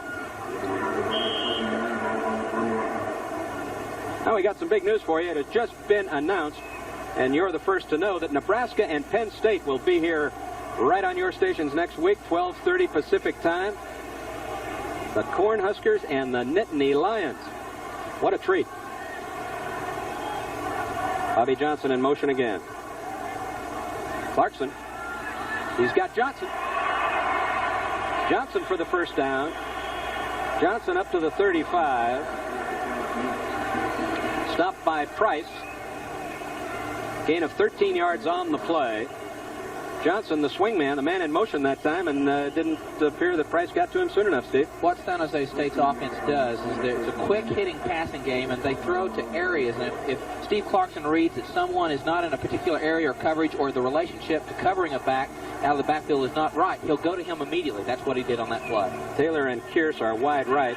Inside handoff to Smalley. Smalley for pretty good yardage. He'll get 5 or 6 before he's stopped across the way by Kevin Bates. Gary Wimmer, a junior from Boise, also in on the tackle. Gain of 5 yards on the play, where it'll be 2nd and 5. Oh, Nebraska, 68. Oh, boy. Little punishment. You'll see Nebraska right here. Alabama, 42-14 over Ole Miss. Here, Bryant beat his old player, Steve Sloan. 2nd and 5 situation as Clarkson brings him up. No tight end in this alignment. He's got 3 wide receivers, 2 on the right. Now he's got a man in motion. And now he gives it to Johnson, picking his way. Bobby Johnson, a transfer from Monterey Peninsula Junior College, gets it up across midfield to the 49 or 48-yard line of Stanford. There is Coach Dave Baldwin coaching the receivers, sending Kenny Taylor into the game, and Jack Elway. Jack is just a delight. Told the defense, Claude Gilbert and his defensive staff. He said, I want you to stop that Stanford quarterback, but don't tell me how you do it. I don't want to know how you do it. Just get the job done. Pretty tough assignment. Man in motion again is Johnson. Clarkson had a wide open receiver. He missed him, and then he came back to Tim Kearse. Kearse for the first down. The gain will be about 15 or 16 yards. Garen Veras, number 80, in on the stop. Garen, they're wondering at Ohio State. Stanford will take on Ohio State in Columbus next week. They're wondering how Garen ever got out of the state of Ohio. When Woody Hayes was there, he used to have the Border Patrol. Never let anybody get out of the state, Steve. Garen is from Chillicothe, Ohio, not far from Columbus. First down on the play. Ball moves forward to the 33-yard line. Clarkson going with 3 wide receivers and no tight end. New look in the offense for San Jose State. Smalley jammed at the line of scrimmage. What a play by Veras. Veras, a solid hitter, just a sophomore, and he's so big, Steve, 6'6" and 250. Well, that's one of the things that I think Stanford has been able to do is they are getting more physical, bigger people, and that this defense is different than last year. Larry McDuff's the defensive coordinator, and one of the things that he's done is put a more aggressive, more attack-oriented defense for Stanford, and it has really getting more and more where they're turnover-minded. Get the ball back to John Elway in the offense. Smalley, 5 carries for 6 yards. He's in motion. Johnson, the lone remaining back. Clarkson has trouble picking it up.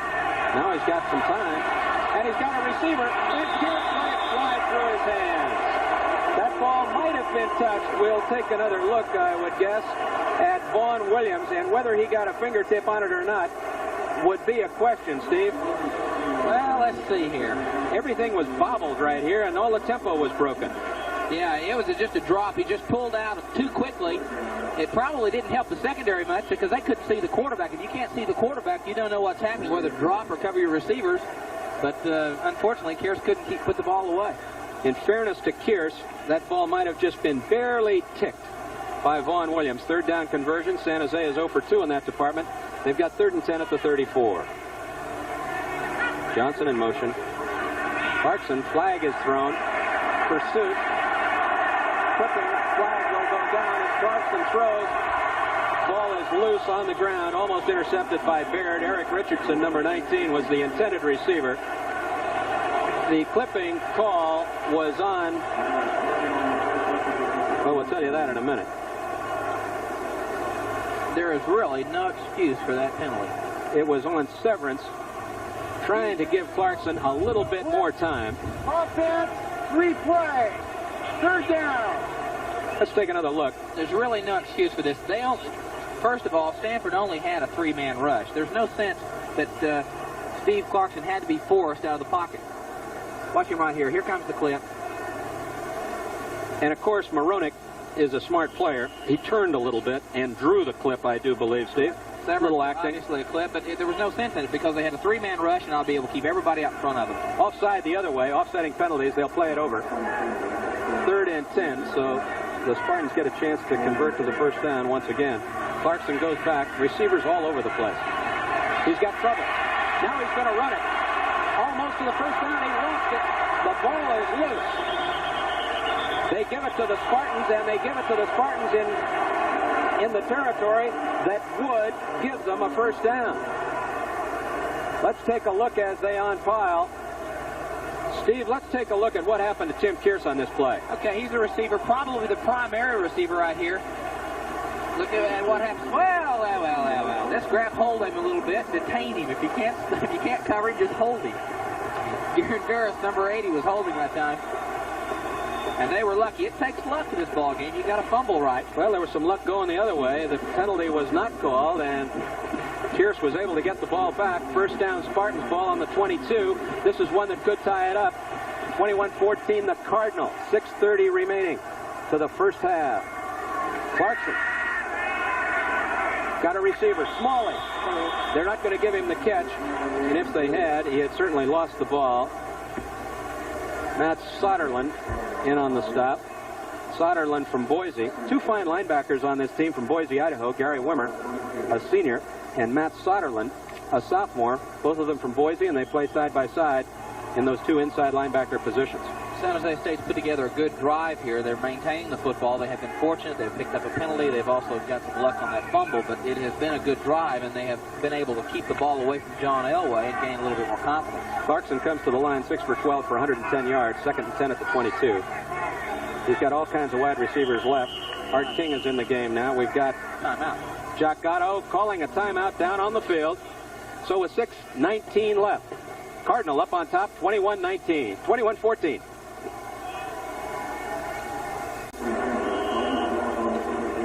We come back with 6:19 remaining in the second quarter. Bob Murphy along with Steve Davis. The Spartans of San Jose State, 2nd and 10 at the 22. Clarkson with 3 wide receivers to the left. Now he sends his only remaining back to the left. They're all over there with the exception of Richardson. Clarkson, pressure. Ball batted away, intended for Richardson at the goal line. Covering was Kevin Baird, number 48.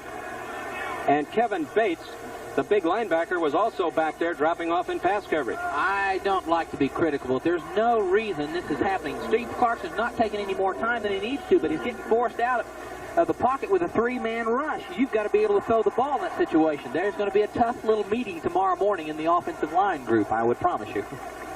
3rd down conversions. San Jose 1 for 3. Stanford is 3 for 5 in that department. It is 3rd and 10 at the 26. One of those yelling and screaming meetings. Oh, yeah. Well, it seems like they've gotten away from that quick passing game a little bit in the last moment or two. Clarkson. He's got a receiver at Tim Pierce. Touchdown, 22 yards.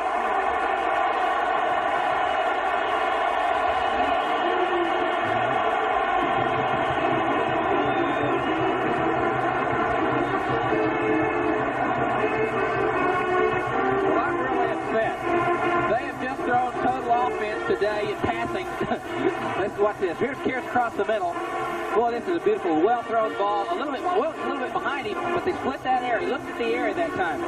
What makes him mad is already Stanford's offense and San Jose State in passing. They've already thrown more in one game in the first half than I threw in my senior year, and I'm mad. How about the other 2 years? They'll surpass that before it's over, too. Berg puts this one up. And sports fans, it started off 14-0. It's now 21-21, and I know you're not going anywhere.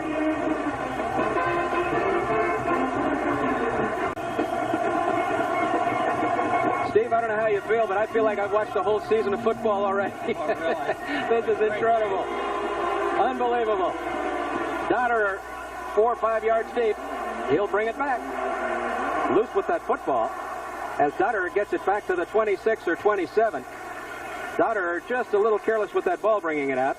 Watch Kears. He's the inside man. He's going to split right down the area. He's in the open area, so he's going to sit down and try to catch the football. Exactly. The receivers are taught when they get to an open area, get there and set in it and catch the football. That sounds exactly what he did. He's a former high school quarterback, and he reads coverages, and that gives him a tremendous advantage as a receiver.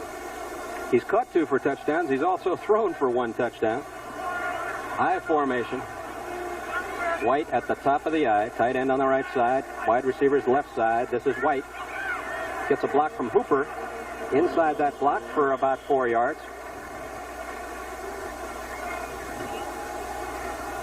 Jesse Green in on the stop. There's the scoring drive. 11 plays, 80 yards. 21 yards officially. And the Marlboro Cup coming up from Belmont.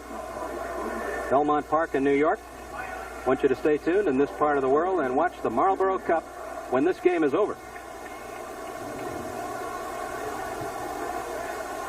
Tight end on the left side now. Harry moves up into a slot. Rob Moore, number 33, is in at fullback. This is Elway. Completion for the first down to Emil Harry. An absolute bullseye throw by Elway. Mike Maurer in on the coverage. Gil Bird also there. Gil Bird, a senior from San Francisco, has a broken bone in his hand. He's playing with a soft cast. He says it doesn't bother him. Clarkson is now 7 for 13 for 131 yards and 2 touchdowns. Just prior to that last throw, Elway was 13 for 15 for 241 yards and 2 touchdowns, and you can add that last one. First down for the Card. Ball on the 42. Threw that one down and away from Tolliver.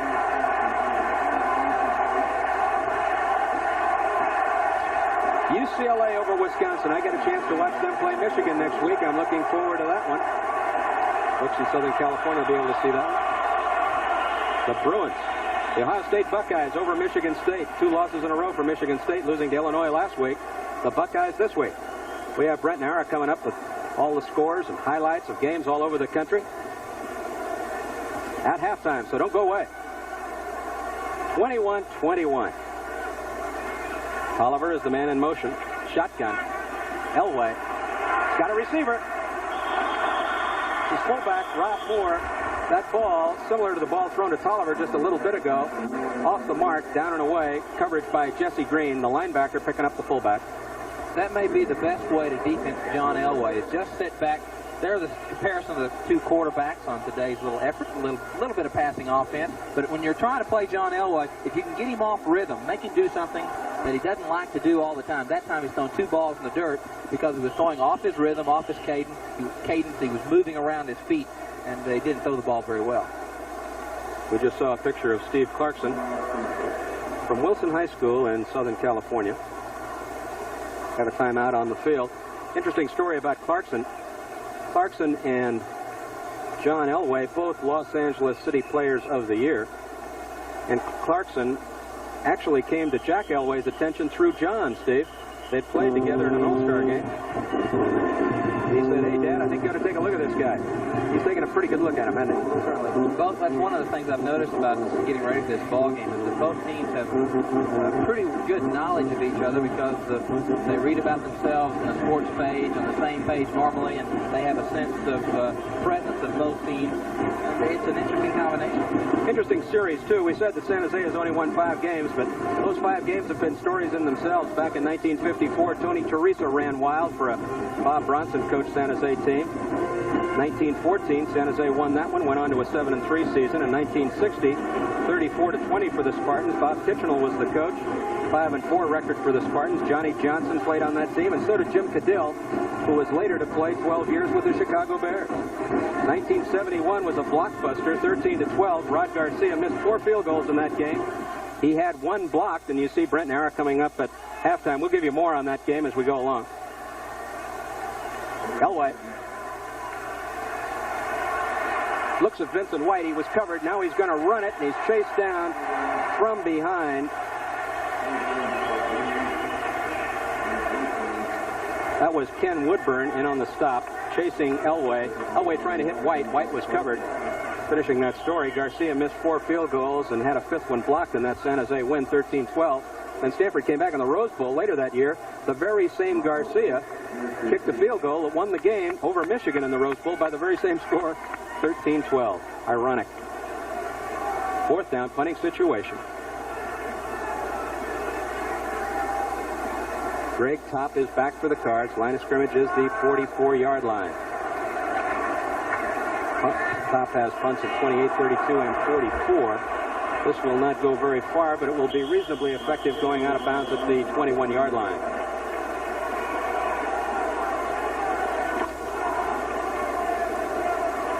Tomorrow, the NFL Today kicks off a great day of doubleheader action. Check your local listings for the games in your area. Tomorrow on CBS Sports. Steve DeBerg, a former San Jose State Spartan, will start for the Denver Broncos. And, of course, I don't have to tell you who will start for San Francisco. A fellow by the name of Montana. 36-yard punt, out of bounds on the 21. Clarkson brings him up. Inside shuffle. It's an incomplete pass, Steve. You called that one about 10 minutes ago. All right. Tell you about another San Jose State win. That was in 1975. Darrell Rogers, after getting a tie with the Cards the previous year, the Spartans won that one in a track meet, kind of like we have today. 36-34, went on to a 9-2 season record. Carl Eckern is playing for the Rams now and has been ever since. Played in that game. Roger Prophet was the quarterback. Big Ron Collins was a linebacker in that game. Stanford, a 6-4-1 Stanford team, beat SC that year, 13-10. Clarkson. He's got Johnson in motion. Clarkson throws to Johnson. He's the swing man in motion, carrying it all the way through. There's a flag down on the play. Johnson has a chance, and suddenly he's chased down. There is a flag way back on the 21-yard line at the line of scrimmage.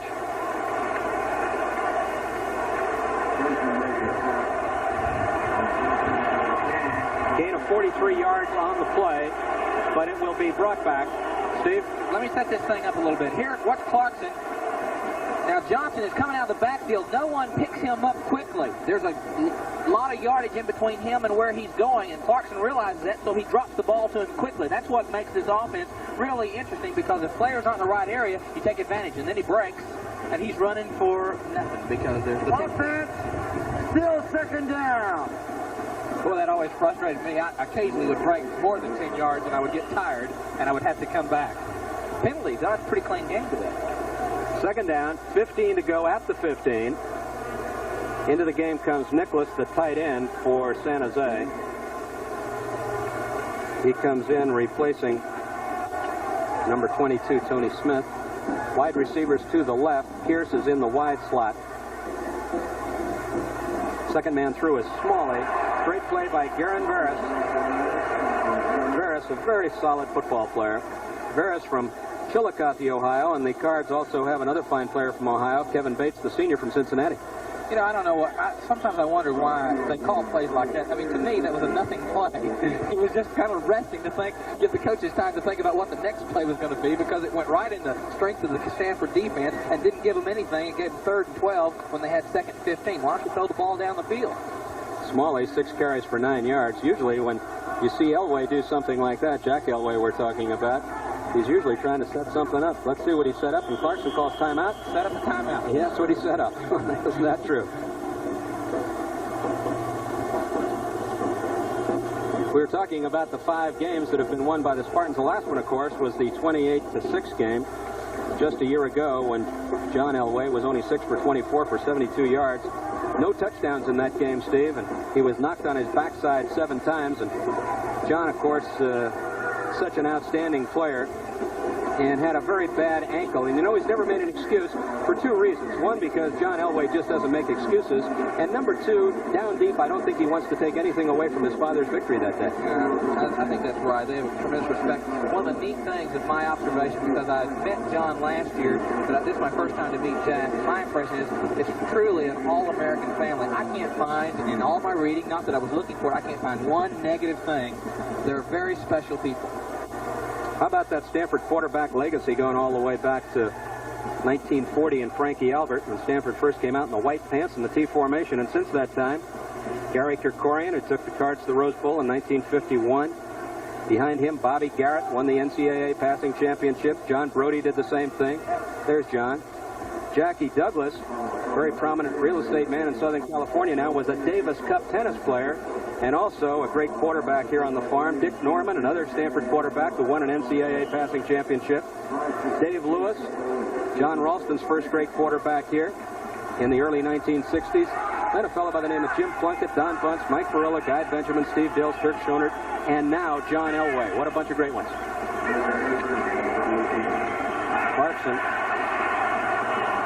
Clarkson was getting tremendous pressure that time from Kevin Bates, number 86. Bates breaking through, and I think Clarkson felt he had a receiver. Let's take a look, Steve. What's the penetration of the Stanford defense this time? Clarkson, a little bit of a fake inside to try to hold the linebackers, give him a little bit of a play-action look. He gets pressure from the outside. Bates forces him inside, keeps him inside. The ball was tipped, evidently, close to the line of scrimmage and turned over. For the first time today, Mike Berg will punt for San Jose, and he gets a beauty off. That is a spiral that turns over and is taken on the 35-yard line by Vincent White. He is pursued and finally chased down across the way by number 62, Ken Office.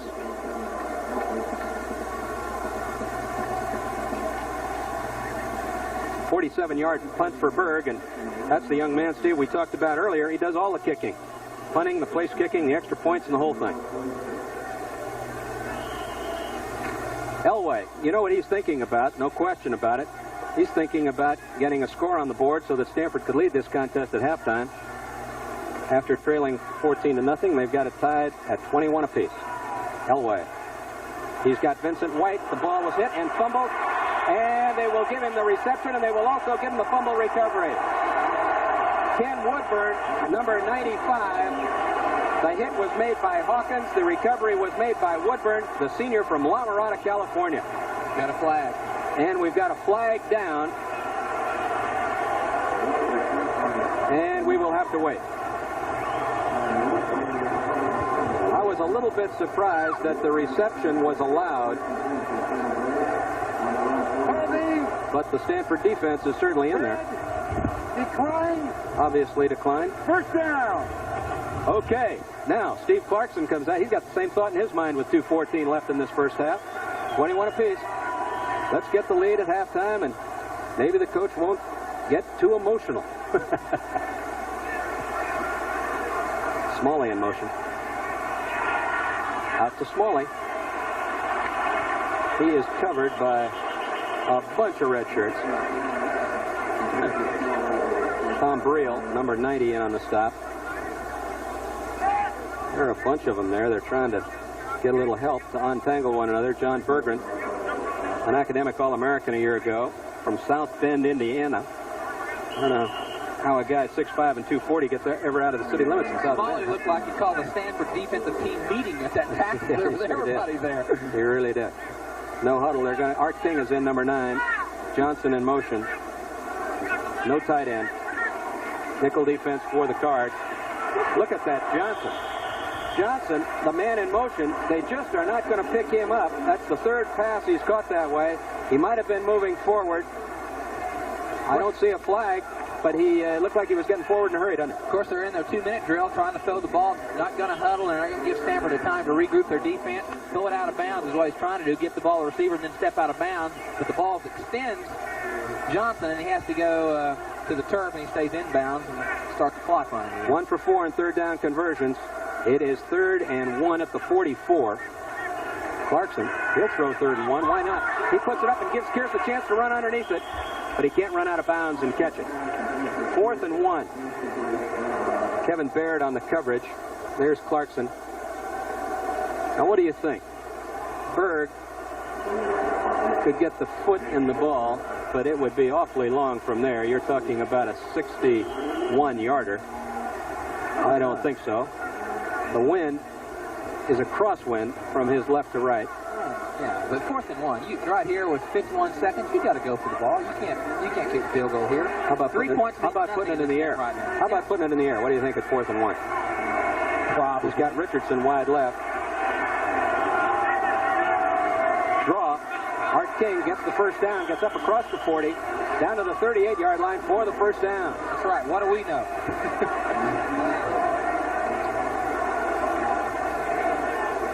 Gain of 6 yards on the play for King. And if you little guys think you can't play football, take a look at Art King. He's 5'8" and 165 pounds. He's got a heart as big as a lion. He's a junior from Long Beach. He's calling the play right now. Now it's called. And everybody's gone. King is in motion. Nobody left behind Clarkson. Clarkson pressure. Clarkson can run away from that pressure. He does a little juke move on Kevin Bates. He did not get out of bounds, but he stopped the clock with the first down. Right. Made about 11 yards on the play, just enough to stop the clock. That's vital right now with 30 seconds left. Right. Watch Clarkson. He's calling out. He's already got the play called. He's already called him. Now he's got his team on the line of scrimmage. When they start the clock, he'll be ready to go. They'll start the clock when the line sticks get set. He's calling the play right now. 25 seconds. Clarkson. Richardson came back inside. What a mistake. Richardson caught the pass. Clarkson might even have been trying to throw it away over there. And he came back inside, and the clock continues to run. They're down to 10. No timeouts left. I don't know that they're going to make it 3. They've still got players on the field. This will not count. The kick looks pretty good. Wide left. Kick is wide left as time runs out. And our halftime score, 21-21. Oh, boy. Are you tired, Steve? Oh, no, I'm not tired. What a track meet this has been. Tim Kearse throwing for 1 touchdown, catching 2. Stanford coming back from down 14 to tie it at 21 apiece. It's not halftime, gang. Yeah, it is. Now it is. Okay. They're going to leave. San Jose did not get all their people off. And NCAA Today on CBS continues with halftime scores and highlights after this word from your local station.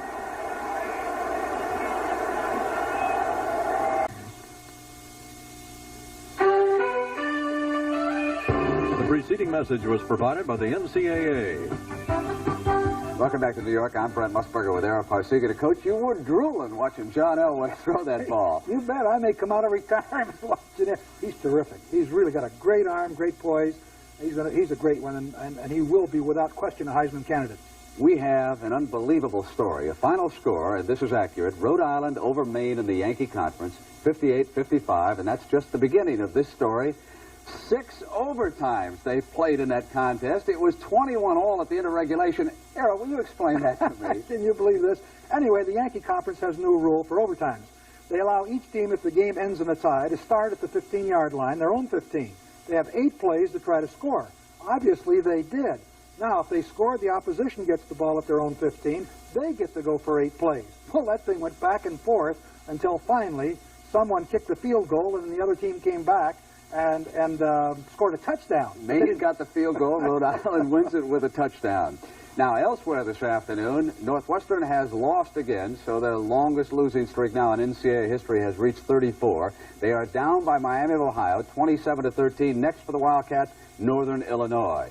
Nebraska over New Mexico State, 68-0. The Huskers rolled up 883 total offensive yards. That is a single-game record today.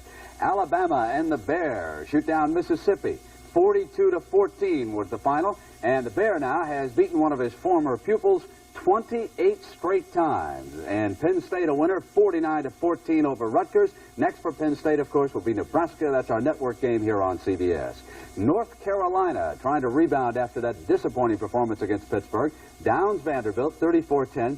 Kelvin Bryant's ankle injury. We have checked. It is not serious. He missed most of the game. The Tar Heels hope he will be able to play next weekend.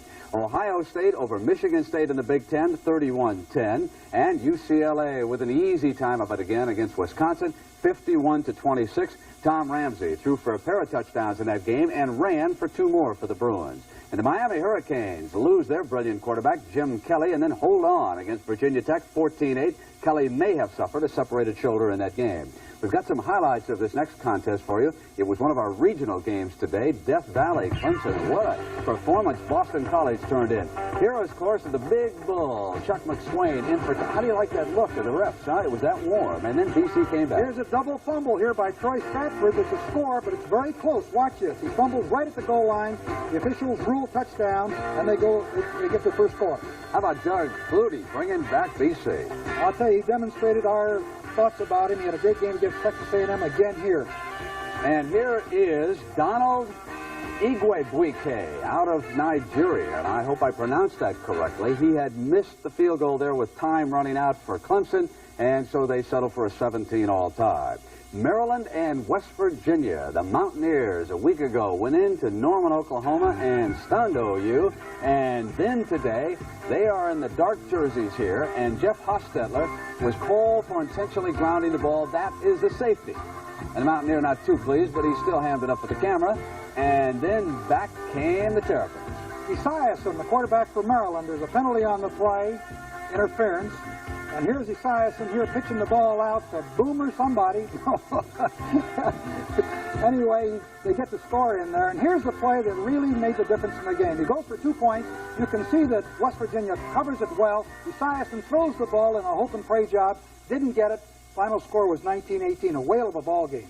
Here's one of your former favorite teams. The Trojans of Southern California are rolling it up on Indiana right now. It is 28-0 at the half. And the NCAA Today will continue on CBS in just a moment.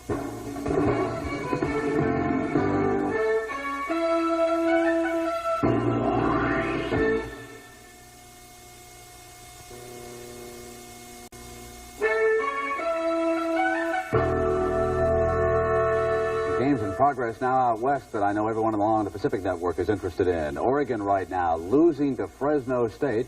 It is 10-0 in that game, and they are at the half of that contest. California and Joe Cap, they're doing it again. 21-0 over San Diego State right now in the third. Hawaii leading Colorado State by 3, 16-13. Wyoming has come back against Long Beach State, and now the Cowboys lead at 21-14. They are in the fourth quarter of that game. Utah State over Weber State by 7. They're in the fourth quarter there, too. And Montana, the Grizzlies are up by 7 on Puget Sound, 10-3. Meanwhile, Montana State playing in Bozeman. They lead 24-17 over Eastern Washington. Illinois in the Big Ten had an easy time of it against Syracuse, 47-10. They're going to be very much in the Rose Bowl picture. And Oklahoma comes back after losing to West Virginia. They down Kentucky, 29-8. Minnesota over Purdue, 36-10 was the final there. Iowa State rallies to down Iowa in the Battle of that state, 19-7 the final. And Kansas over TCU, 30-19. Era tonight, Washington and Don James down in Tucson trying to hold up to that #1 ranking. Can he get the job done there? Well, it's going to be a tough ball game. I don't like to be #1 at this stage of the season, obviously, and I know that James doesn't either because it doesn't mean anything. But playing in Tucson against a team, Arizona, which beat Southern Cal last year, also beat Stanford, is a dangerous thing. I'll tell you, they'll be hard-pressed. All right, Coach, we're going to hear from one of the greatest who ever played this game. In their own words is coming up, and it'll be Red Grange. And we'll hear from the Redhead as the NCAA Today continues on CBS in just a moment.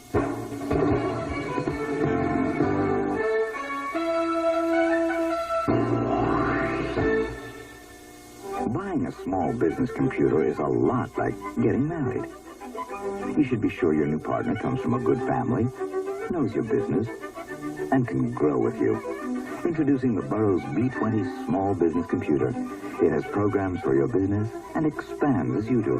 Burroughs grew up with small business, so talk to your computer dealer about Burroughs' new B20. Happy?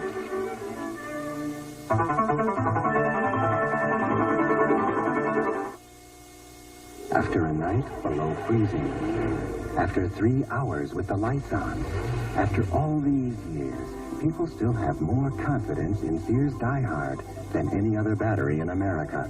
And for the same kind of confidence, Sears will install the Muzzler Muffler for $24.99 within 60 minutes of your authorization. 1 hour or the muzzler labor is free. At Sears Tire and Auto Centers, we install confidence. You can count on Sears. The NCAA Today continues with In Their Own Words, sponsored by Holiday Inn Hotels. There was a legendary running back out of Illinois who will never be forgotten. That's right, Brent. They call him the Galloping Ghost and the Wheat and Ice Man. He was Red Grange of the University of Illinois, the most celebrated college player of the sports-hungry 1920s. In a rout of Michigan, he scored 4 long-run first-quarter touchdowns, the only times he carried the ball, then added a 5th for good measure. Immediately after his final college game, Grange signed with the Chicago Bears, played 8 games in 12 days, earning $100,000, and breathed new life into the struggling pro game. Now 80 and retired in Florida, Red Grange remembers.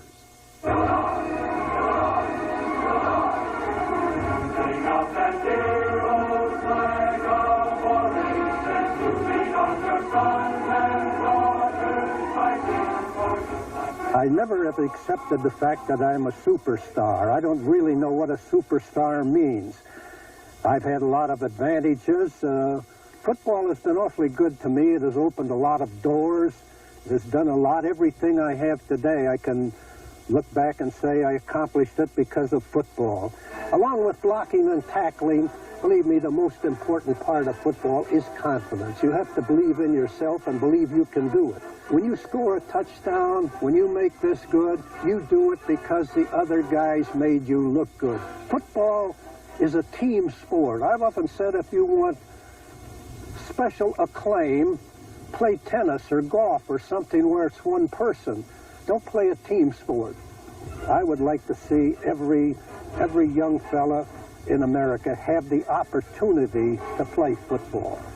Now, by that, I don't mean that he has to be a big star, he has to make a team. Just go out for football. Get the knocks, get the bumps, get the pats on the back, get the kicks once in a while. I think it does everybody good. You win without going around blowing up about it and bragging about it, and you can lose without crying about it. And you say, well, let's start all over again. I think that's very important to this country. Era, he stresses confidence more than ability. One of the key things which I think are important, he said one other thing, humility. Those two things take you a long way. That's probably why he's 80. Nice to hear from the former great stars in their own words, as we will all year long. And the NCAA Today continues on CBS in just a moment.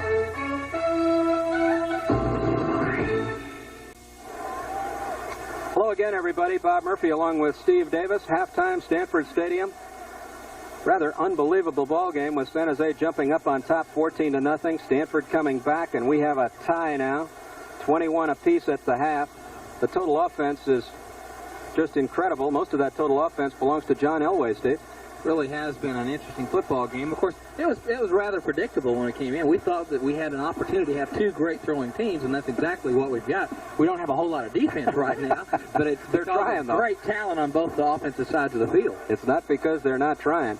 It's quite a football game from the standpoint of coming back. Tim Kearse we talked about at the opening of the show, and Kearse, number 1, first throwing for a touchdown and then coming back to catch a couple, and it's 21 apiece. And now let's take a closer look at the two universities, Stanford and San Jose State.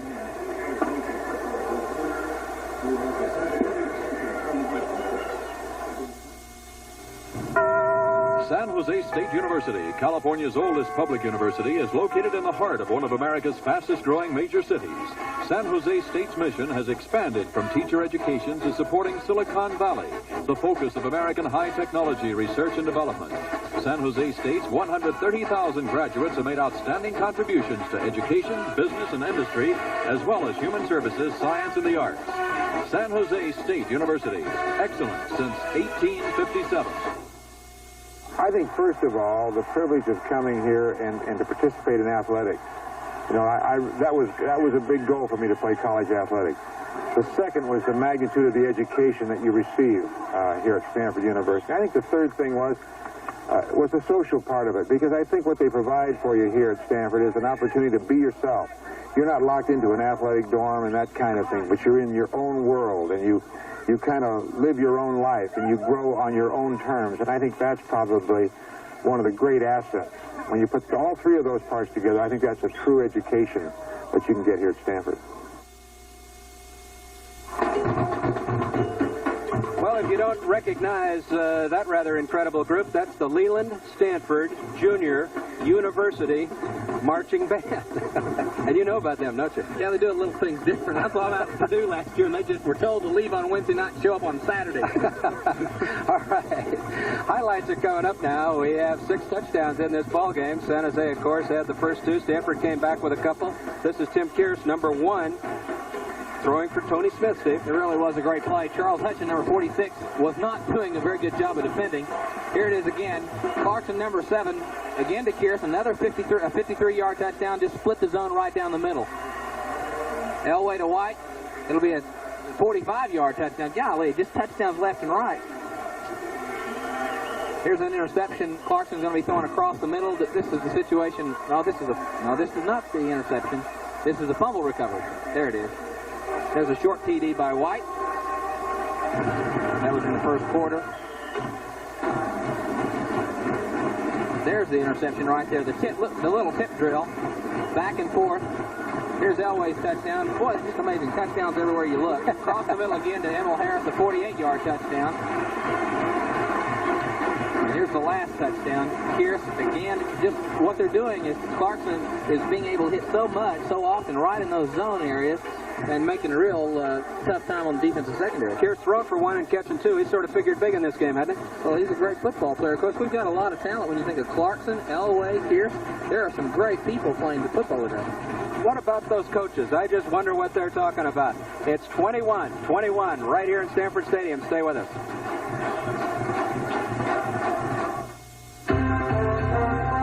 CBS Sports coverage of today's game is sponsored by Mazda and the full line of sophisticated Mazda products. Honeywell, you should see what we do with computers. And by improved Press-On 2 antifreeze. It locks out rust and corrosion.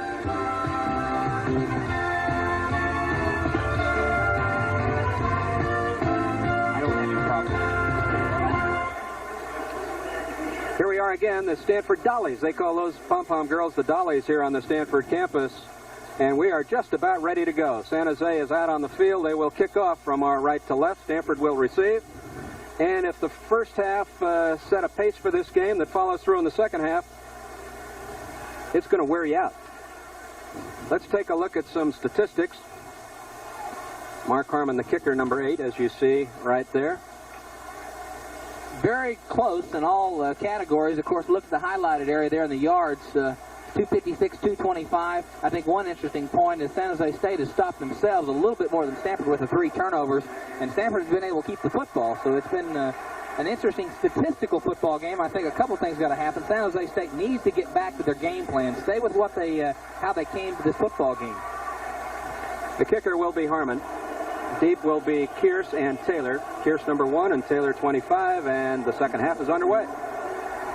This one will be kicked away from Taylor, and that one will come back out to the 20.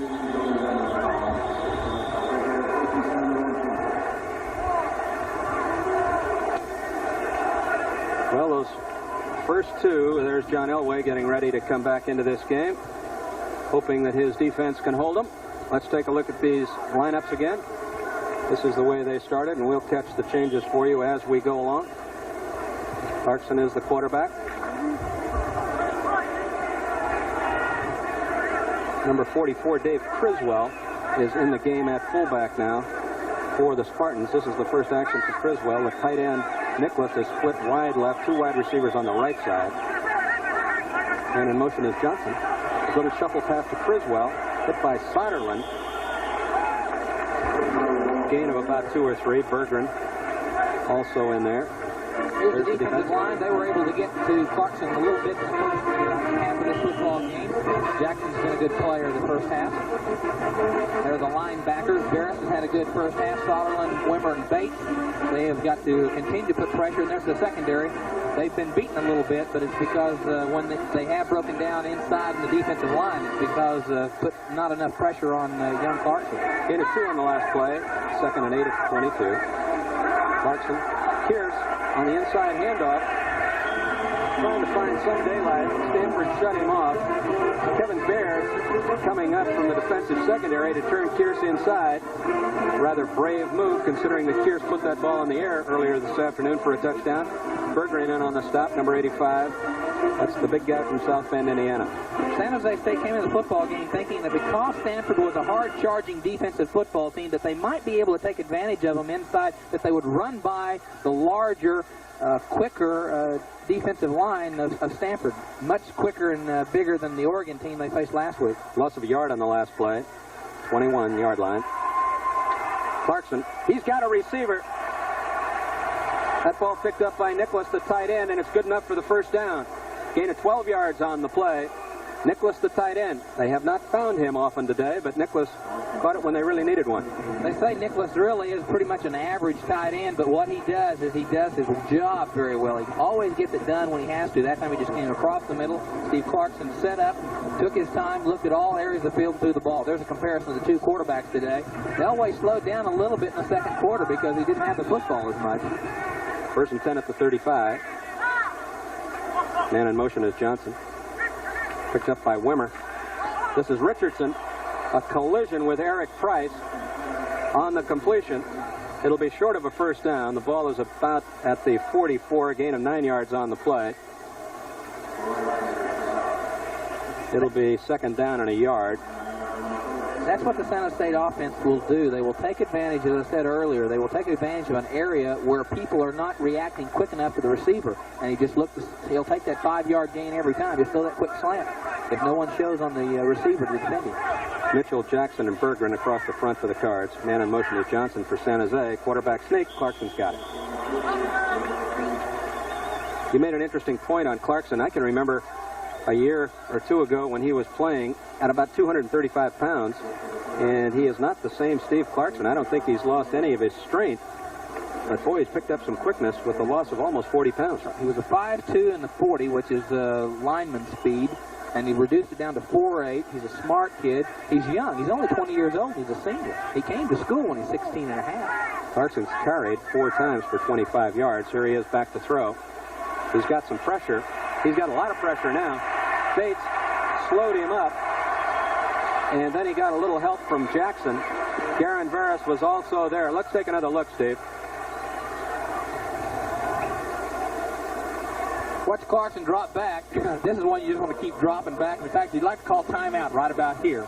He realized he can't go anywhere, and this is great defensive play. The outside people, Bates and Veras, are forcing him deeper and deeper and keeping outside, so he's got to stay inside. Excellent defensive play by the defensive ends or outside linebackers. It's 2nd down and 24. Loss of 14 yards on the play. Pierce is in the slot. Criswell is the man in motion. Pressure, split situation, and Clarkson simply unloaded it. He had Bates coming from one side and Veras from the other. The two corner linebackers giving him a lot of pressure. He read it very quickly and just dumped it off. Not that I ever had to worry about the blitz at Oklahoma, but there are two ways you take advantage of it. One, you try to throw that balloon ball deep on splitting the halves deep because they're out there in the secondary, or you drop it off to a halfback somewhere close to you. And that time he threw it deep, and of course it was a throwaway. San Jose 3 for 5 in the 3rd down, 3 for 7 rather, in the 3rd down conversion department. The odds are not good on this one. 3rd and 24. Criswell, man in motion. Draw play. That will not get the first down, obviously, but it'll improve the punting situation a little bit as the ball comes up to the 40. That was Johnson, the ball carrier, on the draw play. Veras and Price, among others, in on the stop. And Mike Berg comes in to punt. Berg has punted only once today, a 47-yarder, a beauty. Line of scrimmage is the 40. Kind of a wobbly kick. Takes a very neutral bounce, and now it bounces against San Jose. The yardage on this will not be good. The ball is at the 35. Change of possession. Stanford will come back. This one's still tied, 21 apiece.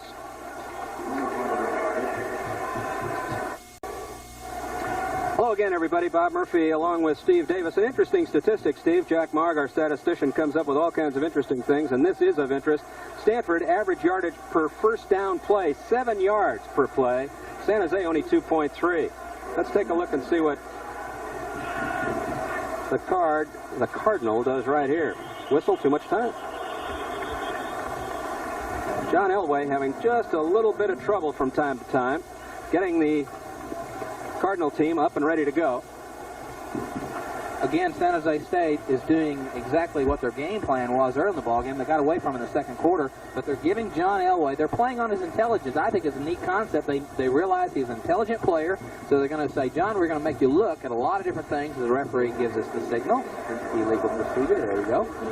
But they're giving a different look, and he's got to use his intelligence, change the call, and then they drop out of it, and then he's got to react to that situation and probably throw a pass he does not prefer to throw. 1st and 15 at the 31-yard line.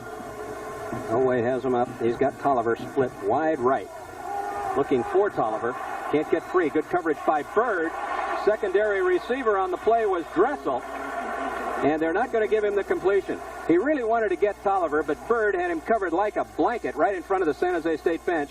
He came off to the secondary receiver, Dressel, and he trapped him. John Elway's a fierce competitor. This reaction when the ball, it was there, it was low, he knew he threw not as good a pass, and he says, oh man, I could have thrown it a little higher. That should have been, I should complete those. That's what he's thinking. The competitor thinks that way, and that's the kind of kid John Elway is. There's Dad thinking, boy, I'm glad he didn't complete it. I think he felt particularly bad because he had plenty of time. Tight end on the right side, wide receivers both ways. Shotgun, Elway trying to find a receiver. Flag down, probably holding. Elway running. He saw the flag. He may have lost a little energy on this play when he saw that flag go down. He still got chased down, and I don't know that he wanted to take that loss. Number 99, Jesse Green, the nose guard, chased him all the way across the field. The flag was thrown right in Elway's face. He knew that the flag had gone up, Steve, and as a quarterback, doesn't that kind of serve to be disconcerting? You got a play in motion. You know that nothing good can happen. That's right, and of course you don't want to do something stupid. And that's, he tried to run outside. There's young Jesse Green. He got a little justice on John Elway, kind of roughed him up a little bit. They're talking to Gil Bird. One of the captains here is the captain for the defensive team. Dan Severance, the captain for the offensive team. And Mike Maurer, the captain for the special teams for San Jose. Not sure that we gave you those captains earlier. Captains for Stanford today are Vincent White, Vaughn Williams, and Chris Monson. John Elway, kind of interesting as a freshman. Steve, you and I talked about this before we went on the air today. Coach Rod Dowhauer at that time at Stanford started the 1979 season with the idea that John Elway would share time with Turk Schonert. But you know, Elway got hurt in this game against his father the first time they met head-and-head. He injured his ankle. Mau Nico, who's now an offensive guard, was a nose guard at the time. He fell on John's ankle. John played rather sparingly through that year, and Turk Schonert went on to win the NCAA passing championship. So Stanford always seems to have a quarterback around.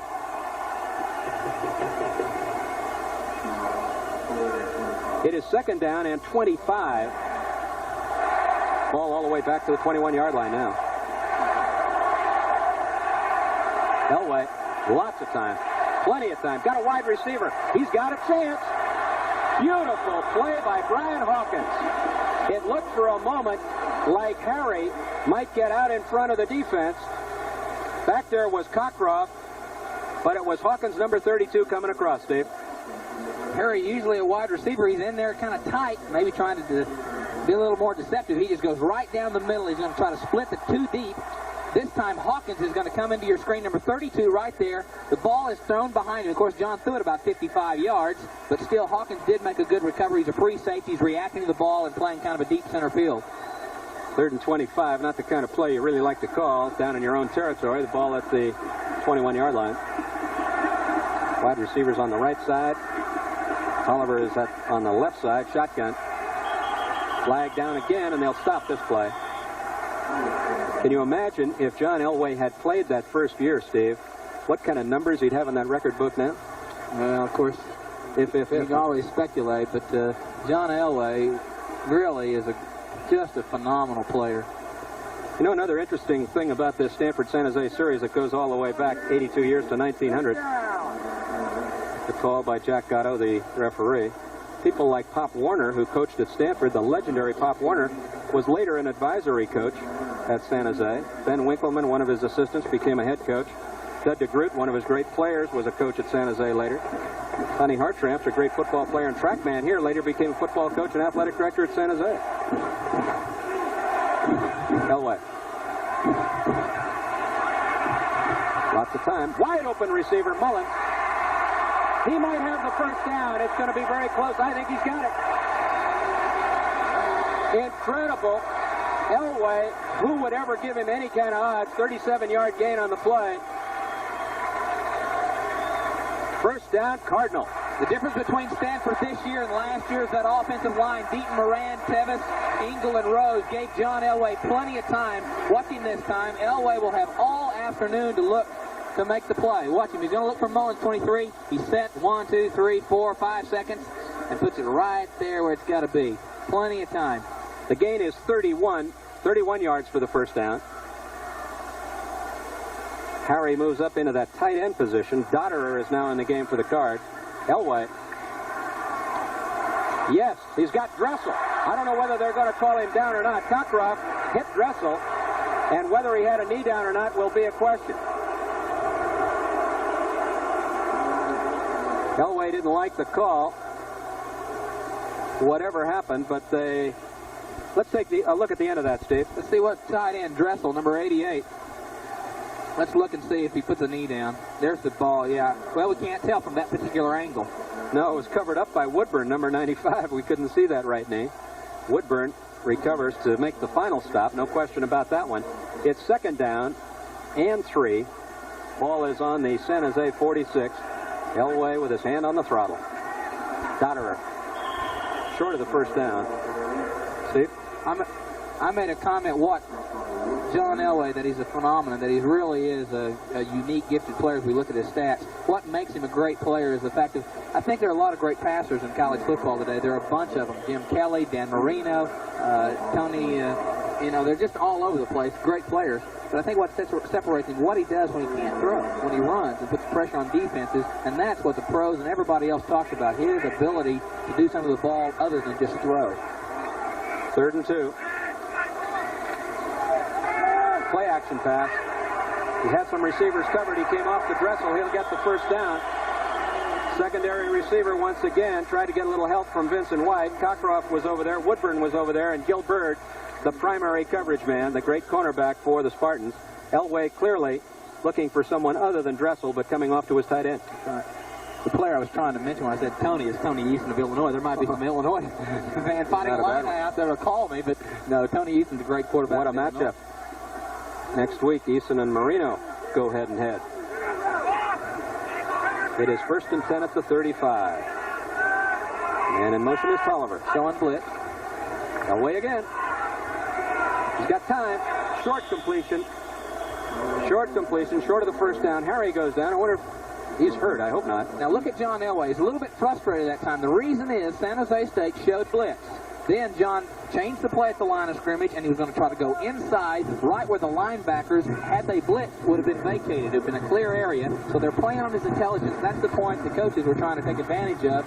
Utilize the strength of John Elway, and that time the linebackers dropped back, and they were there, and yet John threw into that area because he, in his mind, had it thinking that that's where I need to throw. That put Elway over the 300-yard mark, 308 to be exact. 7:13 remaining in the third quarter. This is Dotterer. He's got some room. Mike Dotterer, outstanding baseball prospect. His dad was a Major League Baseball player, Dutch Dotterer.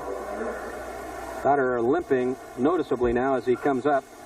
Stop made by Zarofsky and LaCarter Washington. Zarofsky 76, LaCarter Washington, a junior from San Diego. Zarofsky, a junior from Atwater, California, over in the great Central Valley.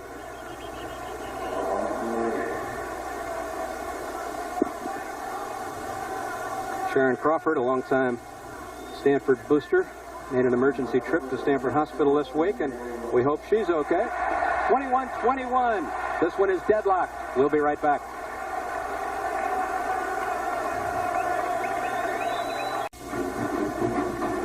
The injured player for San Jose State, Dmitry Zarofsky, looked like they were looking at his hip first and then later his knee. Hope that Dmitry is okay, and I'm sure all the folks over at Atwater Way feel the same way. 4 for 8 in the third down conversion department for the Cardinal. Elway just simply lost the ball. It was fallen on. Almost left that one for the Spartans to grab. The fullback, Rob Moore, very alertly jumped on that one. Jesse Green would have been there to get it for San Jose, the nose guard. And that leaves a very questionable fourth down situation. Okay, Steve, call your own plays. That's what you wanted to do at Oklahoma. Call this one. They're going to kick a field goal. That's the best call right now. Okay. Unfortunately, they didn't get a chance at third down. That's a costly mistake right there. Harmon has reached it from 59 yards. This will be a 46-yard attempt.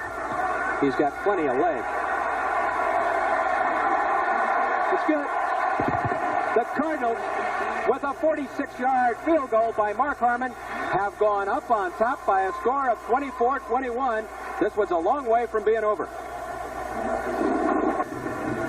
A 46-yard field goal by Mark Harmon has Stanford up on top, 24-21. And the very same Harmon kicking off now. Taken at the goal line by Taylor. Taylor trying to pick his way. Baird will chase him down across the way at the 27-28 line. A flag on the play. Flag was thrown. Almost surely a clipping penalty.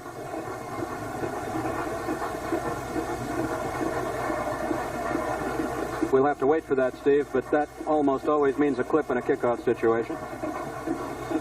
It's still early in the season, and of course, you're trying to get all your offense in. Personal foul? We hear personal foul in our headsets, and I suppose you heard that at home also.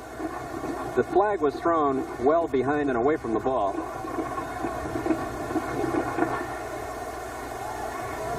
Let's see if we can find it here for you. Referee is Jack Gatto, a PCAA official. I am told to look at the lower right hand. There it is. Number 92 is getting clipped, or at least some attempt to block him from the backside was evident. And that is a clip. Number 92, David Wyman. A truly outstanding freshman here. I say, yeah, it's blocking below the waist, not a clip. I should have known that. He didn't give the signal for a clip. I anticipated that, Bob. I shouldn't have done that. Two good players from Reno, Mike Wyman, a junior, and his brother David, a freshman.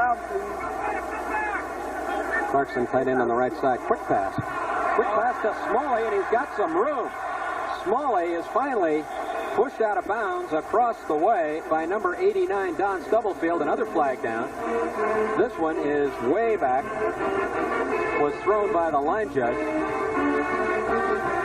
And we'll have to wait. San Jose, obviously the team to be penalized. Looks like a motion penalty against San Jose. They're going to lose a big gainer there.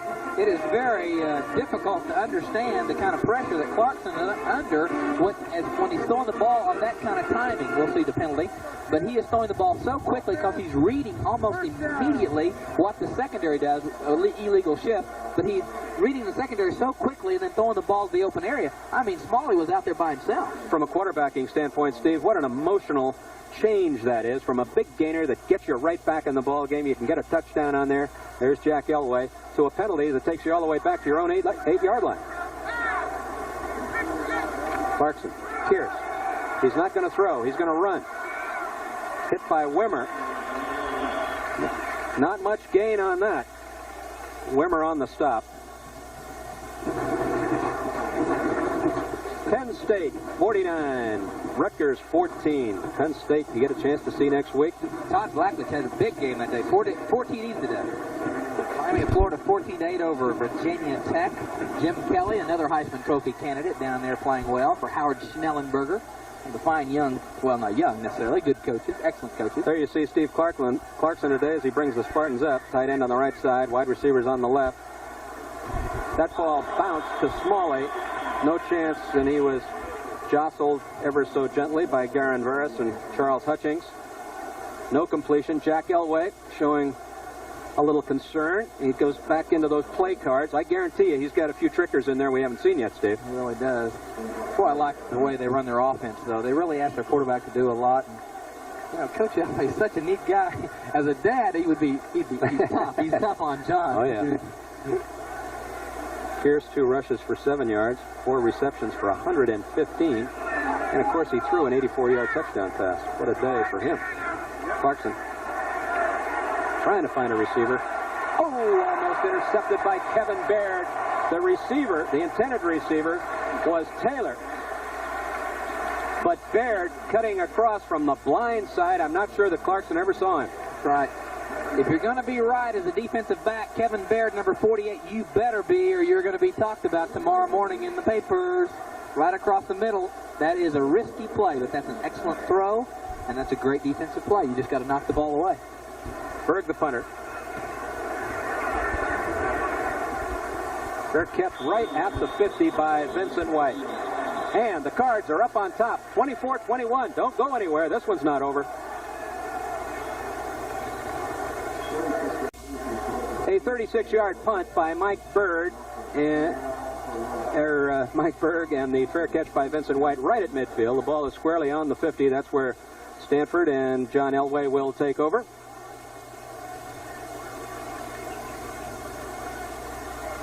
There you see our score. San Jose with plenty left in their arsenal. But the Cardinal, they have the ball right now. And Elway, the Heisman Trophy candidate, he's the quarterback. A deep I formation, Vincent White. And White gets it. Look at the throwback play. It's a flea flicker. Elway trying to find some time. Now he's got a lot of time, and he's got a receiver that he overthrows. Elway trying to hit Tolliver on a trick play. We talked about Elway and his trick plays. Now Jim Fossil, the offensive coordinator of the Cardinal, and Paul Wiggin come up with one we haven't seen before. How about that one? There's Emil Harry, number 10. He is wide open. Of course, he's wide open to the point that John can't see him. It doesn't help a whole lot. He's down there. He'll go back and talk about it a little bit. But unfortunately, John couldn't see him. But John Elway, the key to that play is John Elway turned in a horrible play into a possible great play because he was under pressure and he made something happen. Incomplete pass. 2nd and 10, right at midfield. Tolliver, the man in motion. This is Elway.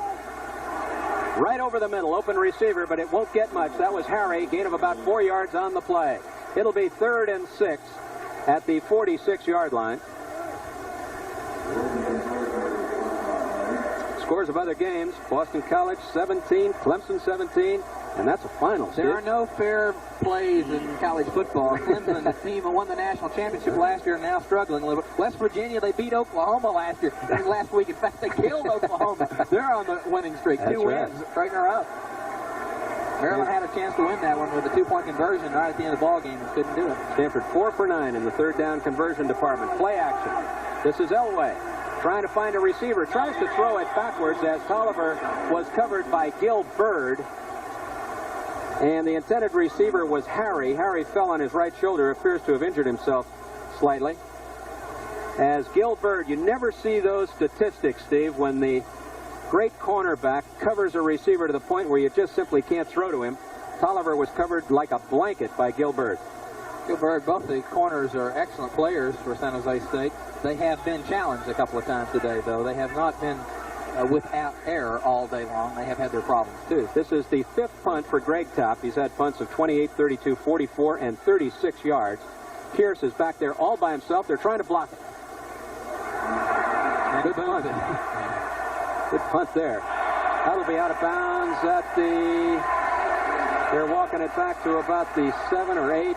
They're going to mark it at the 11-yard line. Fine punt by Topp. He kept that ball away from Pierce. They don't want him handling that any more than he necessarily has to. Well, let's see. 30-48 left to go in the third quarter. If you're San Jose State right now, you're pinned deep. Don't make any mistakes. Tomorrow, the NFL Today kicks off a great day of doubleheader action. Check your local listings for the games in your area. Tomorrow, right here on CBS Sports. And I will be watching the 49ers and the Denver Broncos. How about you? Don't you like the Dallas Cowboys, though? Well, I'll especially be watching those guys. Cowboys. See the Seagulls? You don't see many of these in Oklahoma, do you? Not in Oklahoma, no. No, the Cowboys, I'm in love with the Cowboys. They're close to home.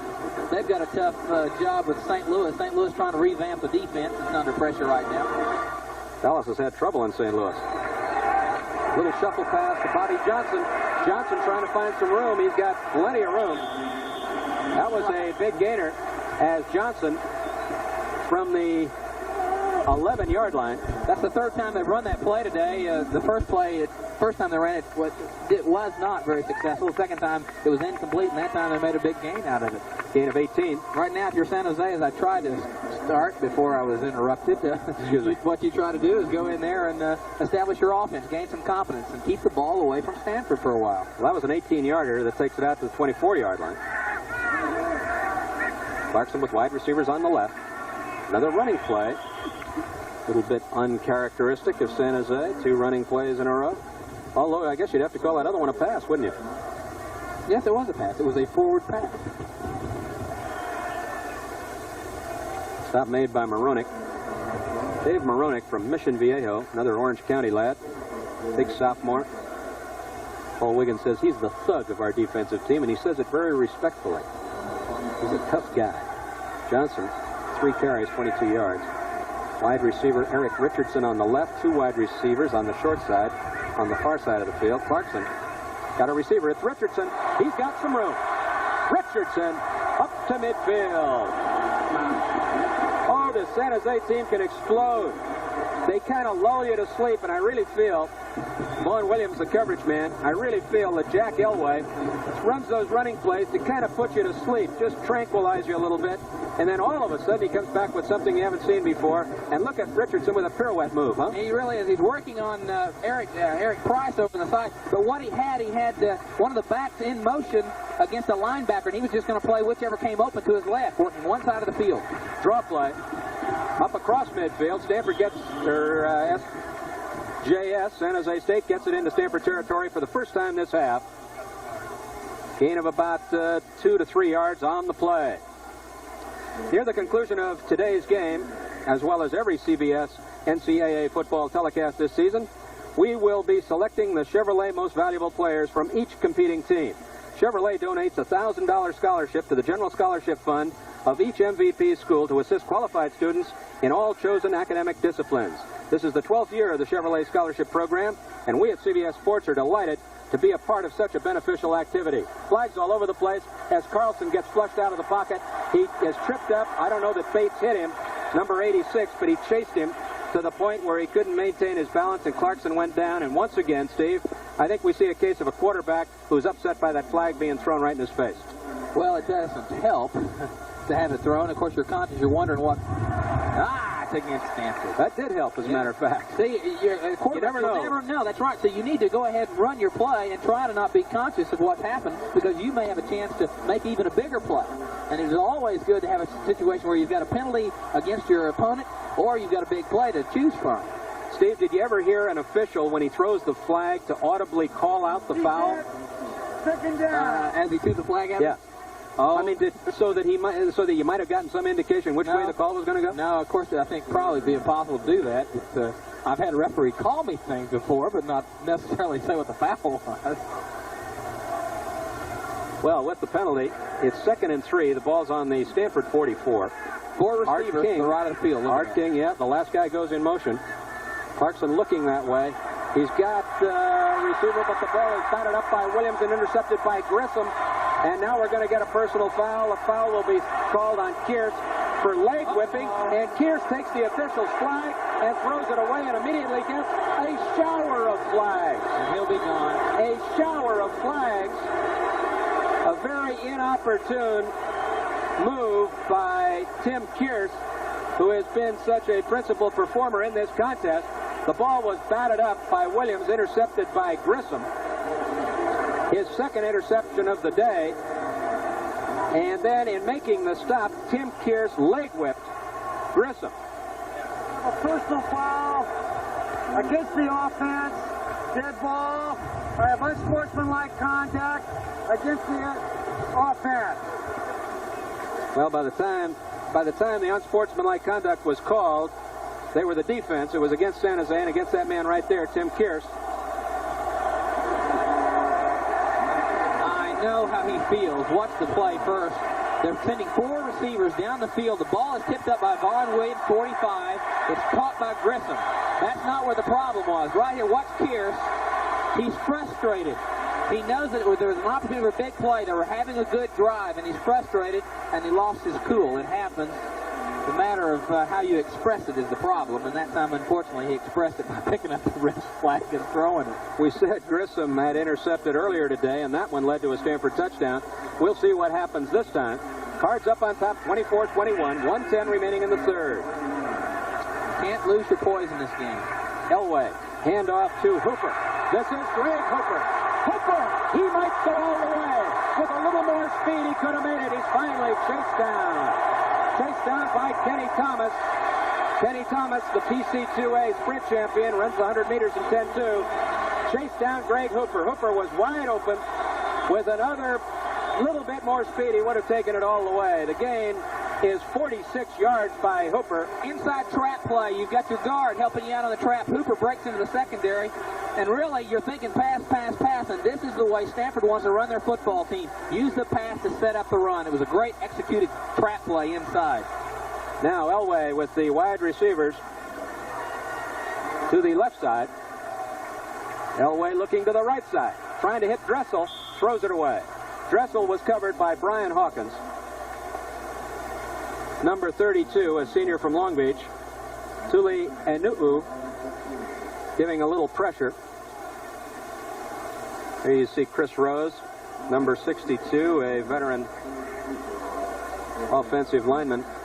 We really don't cover those offensive linemen enough, Steve. It's one of the injustices of football. Rose, 6'5", 260, senior from Little Silver, New Jersey. Plays alongside Dennis Engel, a senior from Santa Clara. They're appreciated, though. Especially by quarterbacks. Exactly. Elway sprinting out, trying to find a receiver, covered. Tough try for that completion. Tolliver covered by Gil Bird. And Bird, with that remarkable quickness and agility, covering up Tolliver once again. No percentage there. Elway threw it the only place he possibly could, down and away. Just hoping for the best, but Tolliver had no chance. Yeah, he was hoping for something lucky to happen on that particular play, because he knew that he was running out and running to the sidelines, and he didn't have a run, and he had to throw it low and outside to protect from any type of interception. It'll be third and 10. The ball is at the 15. Timeout called by the Cards. Rather curious timeout. That they would take one here, because in this kind of a game, you never know when you might want to have one.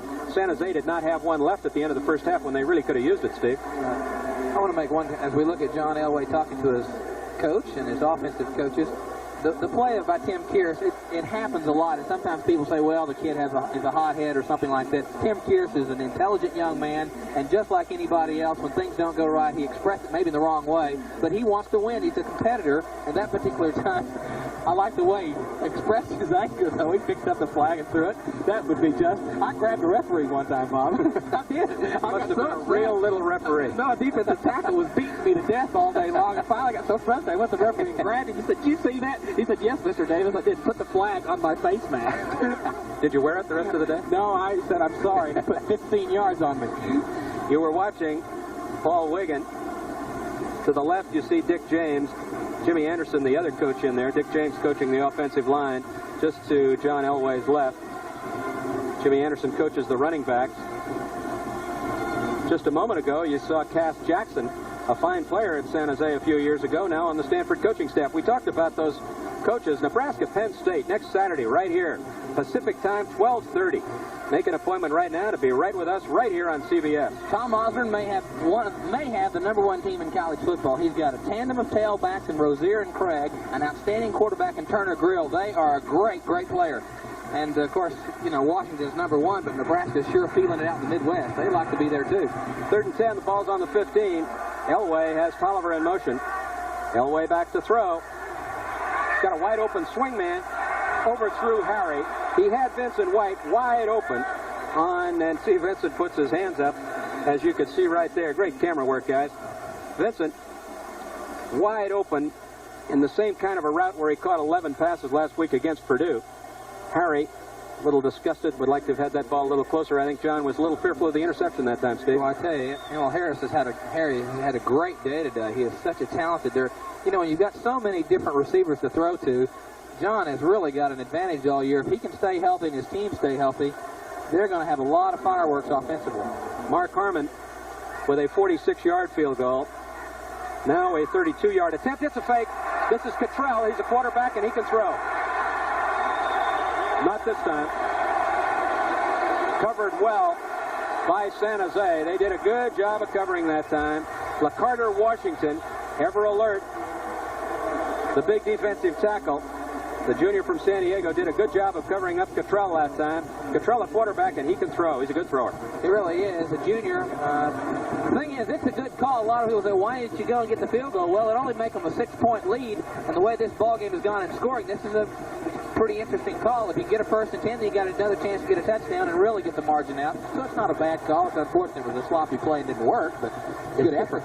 In their possessions in this second half, and we're ticking off the seconds, 24 to be exact here in the 3rd quarter. Clarkson, play action, open receiver, Kearse with a fabulous catch.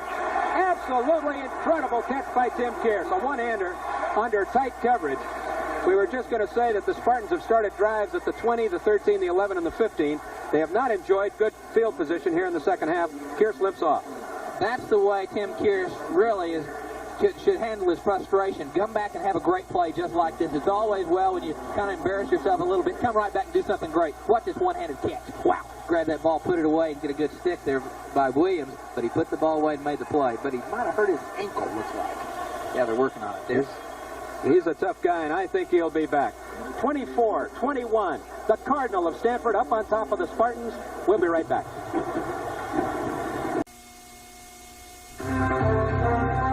CBS Sports coverage of today's game is sponsored by Toyota, who remind you that it's a good feeling to buckle up for safety.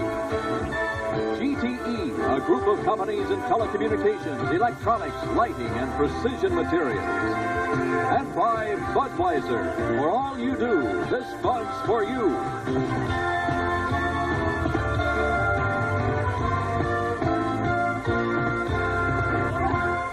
Kearse on the sidelines. He's had that ankle taped right over his shoe as Clarkson hands off to Johnson, and he is absolutely swamped.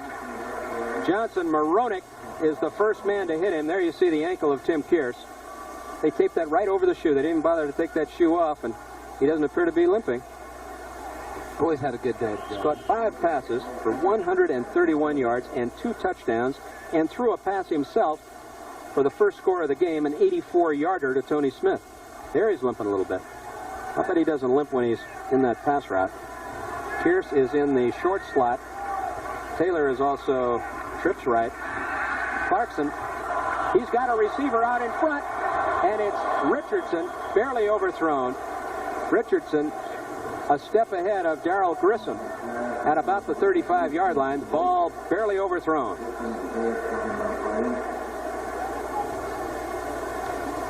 USC 28, Indiana 7. Little vengeance for the Trojans after their comeuppance in Florida. 17-9 lost to Florida last week. They've got to play this team, Oklahoma, next week in Norman. Oklahoma came back, rallied off of that West Virginia defeat, 29-8.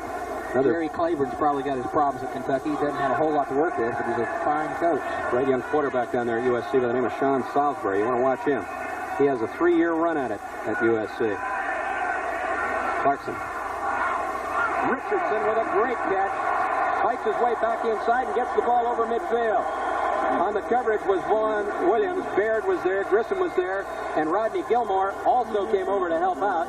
A 19-yard gainer, as Richardson really attracted a crowd, but a little late. Well, I tell you, watch this throw. Clarkson, his coach, Jack Elway, says he's one of the top 5 quarterbacks in the country, and I mean, he just nails Eric Richardson. He does the circus catch in the corner, but he's throwing the ball 25, 30 yards on the line out there. That's a difficult throw. And the Spartans, with a touchdown, could get the lead back in this contest. Well, it was a difficult throw for me as a wishbone quarterback. Everybody's gone. Johnson went in motion. Wide receivers everywhere. He's got a receiver. It's Richardson again. He's tied up by Price. Short of the first down, gain of about 8 yards.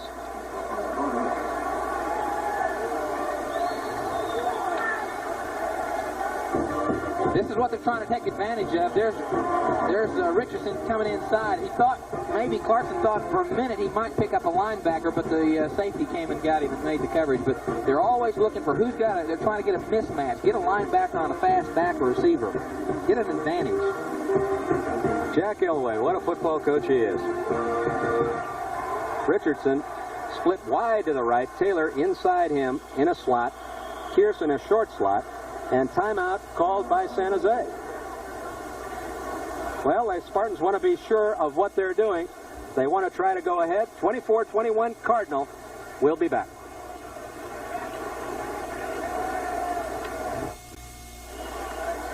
And there you see the score in Stanford Stadium. Stanford 24, Spartans 21. Eric Richardson, the outstanding wide receiver, last year was the national JC leader in both receptions with 63 and touchdowns with 12. At Monterey Peninsula Junior College, he came up here to San Jose with Bobby Johnson. They tried the shuffle pass and very nearly lost it. That quick little flip, and just about lost that one, although it would be, as you said before, Steve, very alertly, it would be nothing more than an incomplete pass. That's right. What they're trying to take advantage of is coming into the ballgame. They felt like that Stanford was extremely committed to being hard charging and trying to make something happen, really force the forcing lanes. There's Crazy George trying to get this crowd awake. But they're really trying to force those units, and they're trying to take advantage of maybe just sprinting by somebody, making somebody miss them. Good work that time. One day I'm going to find Crazy George's hairdresser. Great catch. We talk about Richardson. Richardson does it again for the first down. 13-yard gainer. Richardson with a brilliant afternoon. 6 catches for 72 yards. He is a dandy. If you're Stanford defense, you better stop them right here because it's 12:22 left to go in the football game. They've had the ball a long time. This is a long, sustaining drive, and you need to stop them right now and don't give them any hope and don't give them a score. 1st and 10 at the 32. You kind of have the feeling, Steve, in a close game, a game that's going to go down to the wire, Elway will pull some kind of a rabbit out of the hat. Which Elway? I'm talking about the old guy, Shaq. I got to tell you what Paul Wiggins said this week. Clarkson overthrew Richardson, well overthrown that time. Looked like Price might have had a chance for the interception.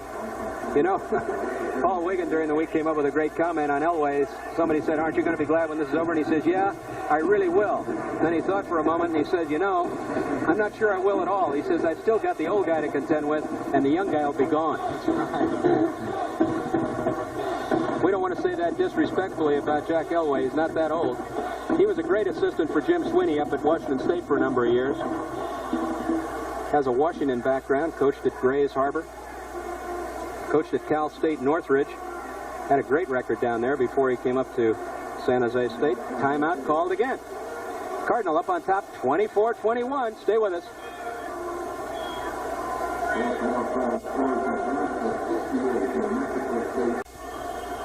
The San Jose State Spartans, who have second down and 10 at the 32, have had drives of 85 and 80 yards for touchdowns today. This one started on their own 15.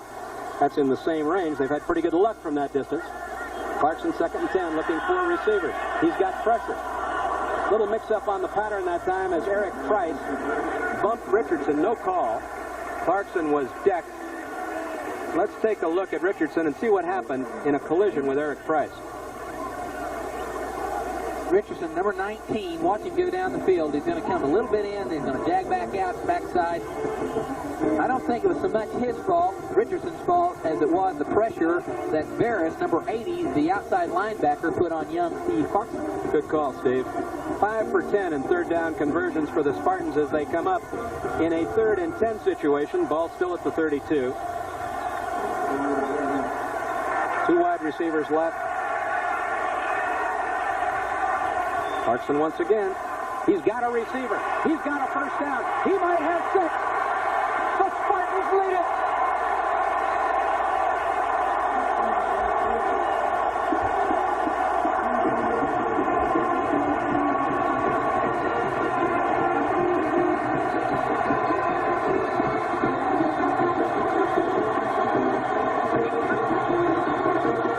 The Spartans with Timmy Kearse, his 3rd touchdown reception of the afternoon. Watch it. If this offense be patient, Kearse comes out of the backfield right across the middle. Nobody's there. He's 4-4 in the 40, and it's just a trap meet. He gets tackled in the end zone, and I think that's what really caused him to limp severely as he goes to the bench. We may not see the rest of the day, but what a play. The kick by Berg is good. The Spartans are up on top, 28-24. Don't go anywhere. This is going to go right down to the wire. 28-24. We talked about an 80-yard drive, an 85-yard drive. This one matched up with that 85. This is the second one as you see Tim Kearse coming off. 85-yard drive in 10 plays. Spartans take the lead, 28-24. Kearse, I think, is cramped, Steve. I don't think that's the ankle. I think that's a cramp, the result of the wrap. This is around the side. Oh, what a move by Williams. That is the baseball player, the other baseball player, Kenny Williams from San Jose, the freshman. He signed a Major League Baseball contract with the White Sox for about the same amount of money as John Elway got from the Yankees in the range of $150,000. And look at Kenny. Is he an exciting freshman as he's chased by Brian Hawkins, number 32, with a little help from the kicker.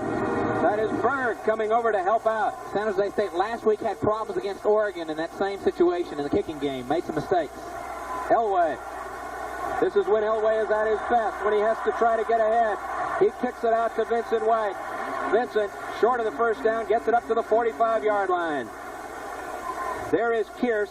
Nobody attending to him, so he must be all right. I'm sure that was a cramp, and whether they can work that cramp out of his leg, that'll be a question. But he did not limp on that pass route, and he made a tremendous effort to get right into the corner of the end zone. He knew what he was going for. He was going for a San Jose State lead, and he got it. The Spartans up on top, 28-24. What a contest. If you joined us late, you've missed a lot. But don't go anywhere, because there's an eternity left. 10:50 to be exact. Play action. Elway. Receiver was Moore. Over the head of Moore. Incomplete.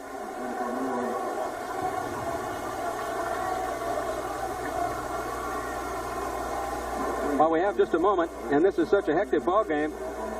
I know, Steve, you join me in thanking Athletic Director Andy Geiger, Sports Information Director Bob Rose, and Paul Wiggin and his whole staff, along with San Jose Athletic Director Dave Adams, Sports Information Director Lawrence Finn, and Head Coach Jack Elway. They have been so generous with their time and understanding this week. We knew all the secrets. We knew that Kearse was going to throw. We knew that there was a throwback pass to Elway, and they told us everything they were doing, all their game plans. We really appreciate it, and we know you at home do too. Elway, open receiver, Vincent White, first down.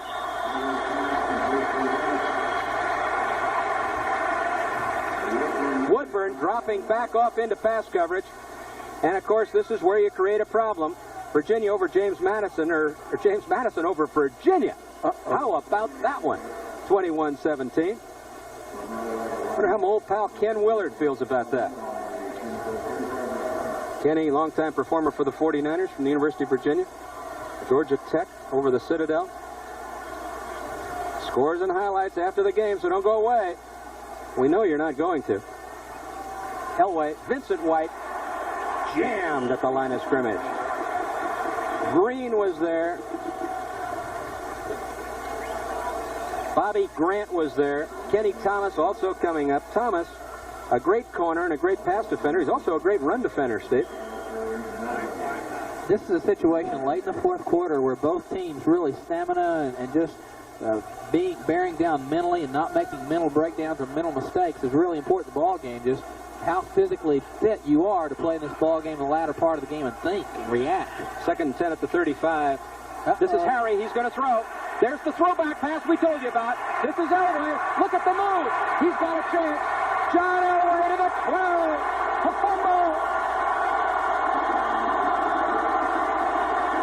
Cockroft has the ball. John's hurt. Sherman Cockroft, number 8, came up with a football. I don't think they're going to give it to San Jose. First down card. Elway is down and hurt. Oh, what a jinx this game has been for John. In his freshman year, he was hurt. Last year, he played on one leg. Maybe he's just got the wind knocked out of him. Certainly, that's what we would hope for. If we can look at Jack Elway. Jack Elway, Coach Tippett, agonizing. Here's a situation. You know Jack Elway's pulled at both sides. He took off his headset, and it was just kind of like a moment of desperation as he was looking at it to see what happened because he saw John go down quickly. We had just thanked the coaches, Paul Wiggin and his staff, Jimmy Fossil, for letting us into their playbook, and we told you about that throwback pass, and we no sooner mention it, Steve, than we get it right here. John Elway made a great juking move at about the 20-yard line. Took the ball down to the 11, and let's see if we can get another look at it. John is up. I think he's okay. Here's John. Puts a good juke right here on this man. Now watch John. He's going to get in a crowd. John Elway needs to hit the turf right here. 48, he looked like Dirk Hunter Ellis that would put the stick on him. Ray Williams was also in on the primary stop. I think he might have landed on the football. Steve Cottrell, a junior from Northridge, will come into the game right now.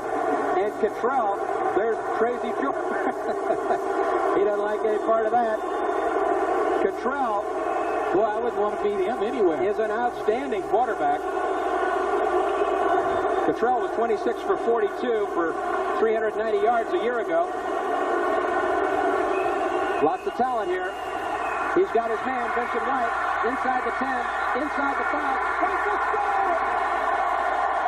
He'll score from the 10.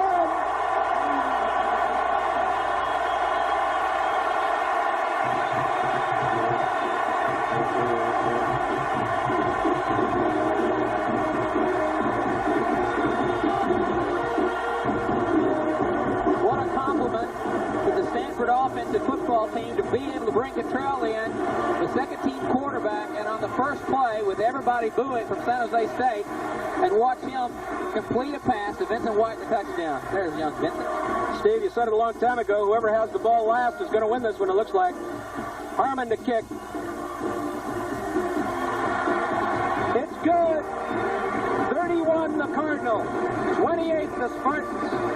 Oh, what a football game. I don't think we're overstating it, are we, Steve? I don't think so. Just an average Saturday afternoon in Palo Alto. 53 yards. Watch this. Drop back. He's not as big as that way, only 5'10", 185. But he hits Vincent. Now watch Vincent. He really shouldn't score right here, but watch him. Number 3, Bird tries to make a tackle. Good feet drive, good body motion, good lower body movement touch. Steve, I'm not so sure that Gil Bird was anxious to stick that broken hand into Vincent White that time. As you see Vincent, a little blood from his mouth, nothing serious. But I think Bird, with his broken right hand, really having trouble. We get word from the Stanford bench. Elway did, in fact, have the wind knocked out of him. He's okay. He can come back. 53-yard drive, 6 plays. It's always fun to score and be able to look at the sidelines and see your teammates react. Let's not forget the 47-yard kickoff return by Kenny Williams. That kind of set the tempo for that drive. White has 8 catches for 109 yards and 2 touchdowns. He came in leading the nation. I don't think he's going to drop back very much. The Spartans, they know what they want to do. Kenny Taylor, he's got pursuit. He's down at the 22. Tom Breel, a sophomore from Phoenix. John with a smile, we're glad to see that. And he's happy for Steve Cottrell. The two of them, you can't say there's a whole lot of competition for that quarterback position, but John talking to Jim Fossil upstairs, just a couple of booths removed from us, as a matter of fact. I'm sure Fossil is saying, how do you feel, kid?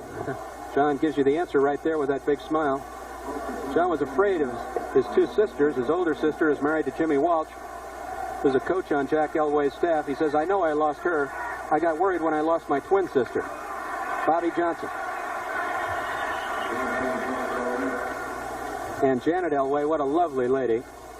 Nobody knows where Janet is sitting today. I don't think we could find her. I don't think she wants anyone to find her. This is just a terrible time for her, especially when John goes down and she doesn't know what kind of shape he's in. And if she could see that picture right now, that would bring a smile to her face. Then she agonizes for her husband, Jack.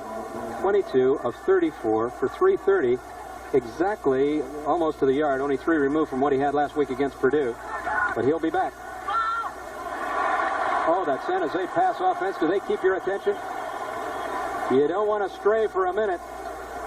The receiver, the hit was made by Kevin Baird. The catch was made by Tony Smith. Tony Smith, it seems like a century ago that Tony Smith scored the game's first touchdown when he took that 84-yard pass from Tim Pierce. That seems like ancient history now, doesn't it, Steve? That's right. If you're San Jose right now, all you got to do, you got plenty of time. Don't hurry. Don't throw the stupid pass or in a bad area. Make sure you're going with a high percentage type pass every time you throw it. Take advantage of what Stanford gives you, but don't force anything. You got time. Clarkson, man in motion. Nobody left at home. That's Johnson in motion. Deep drop this time. Here comes Clarkson. He can run. He's got some strength. Up across the 40 to the 42. It'll be a gain of about 4. Terry Jackson, number 67, pursued him and helped make the stop along with Matt Sutherland. Matt Sutherland, sophomore from Boise.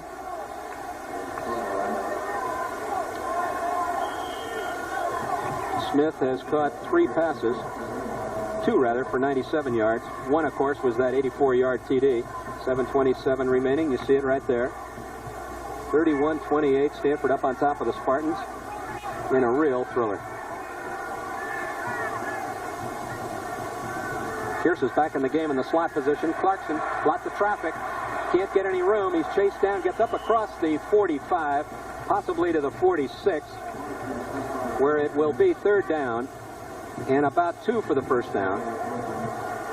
This is a critical 3rd down situation now for the Spartans. You got to give a lot of credit to San Jose State. 2 years ago, they played Baylor University down in Waco, Texas, and everybody in the stands was saying, where is San Jose? And those kids came out, beat Baylor thoroughly, came on back home, and I think they've established themselves in this conference. The Pacific Coast Athletic Association Conference has really played well, and they pulled off some big upsets. So they're for real. 6 for 12 in the 3rd down conversion department. Spartans along 2 yards. Reverse. This is Kearse. He's all right. He's got the first down. He's at midfield. Flag goes down late. Let's take a look at that flag. That flag was thrown right into the pile. Berggren, Wimmer, Bates are all there. Terry Jackson also there. A face mask, and they're going to walk off. That's the inadvertent face mask. That's the 5-yard penalty. I think that's a good rule. It is a good rule. First down. First down, so they have the first down, but the 5 just gives a little frosting on the cake, Steve. The penalty here, we're seeing it right here, the penalty design, the change in the rule this year really gives the referees an opportunity, the officials the opportunity to make a judgment on the severity of the crime, so to speak, and it is a very good rule this year. 1st and 10 at the 45. Clarkson once again. Clarkson swamped by Jackson. Jackson playing the game of his life here today. 3 sacks of Clarkson today, and Jackson making the last 3 tackles in succession. He was the best defensive lineman in the East when he came out of there. He's a great player. He is a giant at 6'6" and 250, really coming into his own at the nose guard position. Most nose guards are not his height. He's 6'6", as you said, and he is an overbearing figure in the middle of the line. He and Jeff Petkevicius, the Spartan center, are going to know one another pretty well at the end of this day. Clarkson, blindside, tried to get it out to Nicholas, a relief valve. He was hit by Moronic and really put some pressure on him. Tonight on CBS, Walt Disney, The Shootist. Boy, we got two shooters here. The Shootist stars John Wayne. It's on at 8 o'clock. The CBS Saturday night movie. A couple of shooters right here by the name of Elway and Clarkson. Well, we really are seeing quite a... This will be certainly documented, this ball game. Another classic battle, so it goes on from 74, as we mentioned at the top of the ball game. The rivalry of this two teams, it will continue one more year for sure. And Cottrell comes in for one play. All he does is throw a touchdown pass. Vincent White scores his third touchdown, the one that put Stanford up on top. Clarkson. He threw it on the break, but he threw it wide of Richardson. Kevin Baird with a good job on the coverage. Clarkson was decimated that time. Pretty gutsy call by the defense because they came in very hard in a third and long situation. Watch this. You've got to hurry Steve Clarkson to throw a little bit. Bergen's going to put the pressure on him. The wall collapses. Oh, pretty good shot. Get some Excedrin or something. I got a headache already. Veras, number 80, got there about the same time. Berg punting now for the third time today. This is a beauty. It's going to fair catch it inside the 10. That's kind of interesting. A fair catch inside the 10. Stanford has it back. They lead 31-28, but there's a long way to go. 5:19 left. Stanford now takes over. This is the deepest point from which they've started a drive. And a little bit curious, Steve, fair catching inside the 10. That's something you often don't want to do. Take your chance on that ball going in there. Yeah, you need to have a sense of where you're at. Stanford's got it on the 8. They're going to try and run it out of there with Vincent White running to the short side. White is going to be pulled down by the nose guard, Jesse Green. Number 99, Jesse, senior from Baton Rouge, Louisiana. We have not seen McEnroe today. James Rowley has been at that position most of the afternoon. You don't know how depressing that is for me to look and see those guys in one afternoon put more yards in the air than I had my entire senior year in 12 games. But let me tell you, Boomer Sooner, you quarterbacked those Sooners to 32 victories, and I can only think of one or two other guys that ever did that in their career. I know, but I wanted God to make me 6'3" so I could throw. Outside to the fullback, Moore. It'll be close to the first down. This will bring up a rather critical play for Stanford possession. Gain of 8 yards on the play. Ball is out at the 17-yard line.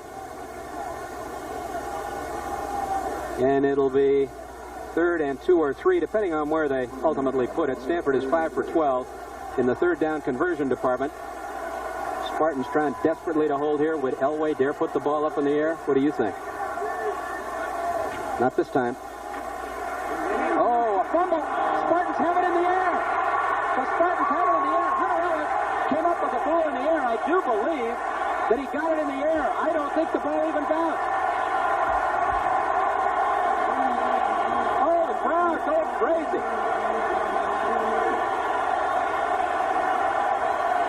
Those San Jose Rooters are absolutely berserk. That ball was recovered by Dirk Hunter Ellis, a senior from Tacoma. He intercepted it in the air, and he very nearly took it into the end zone. Watching Vincent White. He's going to get... He really... Well, it's a blur. There's Dirk Hunter Ellis, number 48, is going to recover it. He was finally brought down by Greg Hooper. It looked like somebody just came by and kind of stripped him of the ball. This game is hanging in the balance right now, sports fans. Clarkson. Bobby Johnson straight ahead, second effort to the 2 or 3. Bobby Johnson, not known as a tough inside runner, but he looked pretty tough that time. Johnson came up from Monterey Peninsula Junior College with Eric Richardson, and they have really added something to this Spartan team. Jack Elway was looking for something once Gerald Wilhite left. When you lose someone who catches 50 passes and gains over 1,000 yards on the ground, he's going to be tough to replace. Johnson and Richardson are combining to do that. Taylor and Iglesias is in there now. Clarkson, touchdown Spartans! The Spartans are up on top again.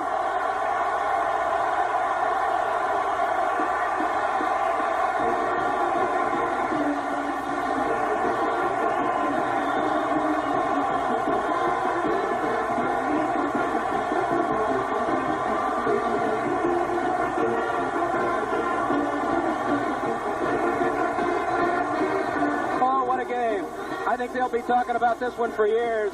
Clarkson went right behind his right guard, Tom Larson, on the sneak for the touchdown. Berg, he's perfect for the day, 35-31. Spartans up on top again, but a long way to go. 3:52. Oh, Steve.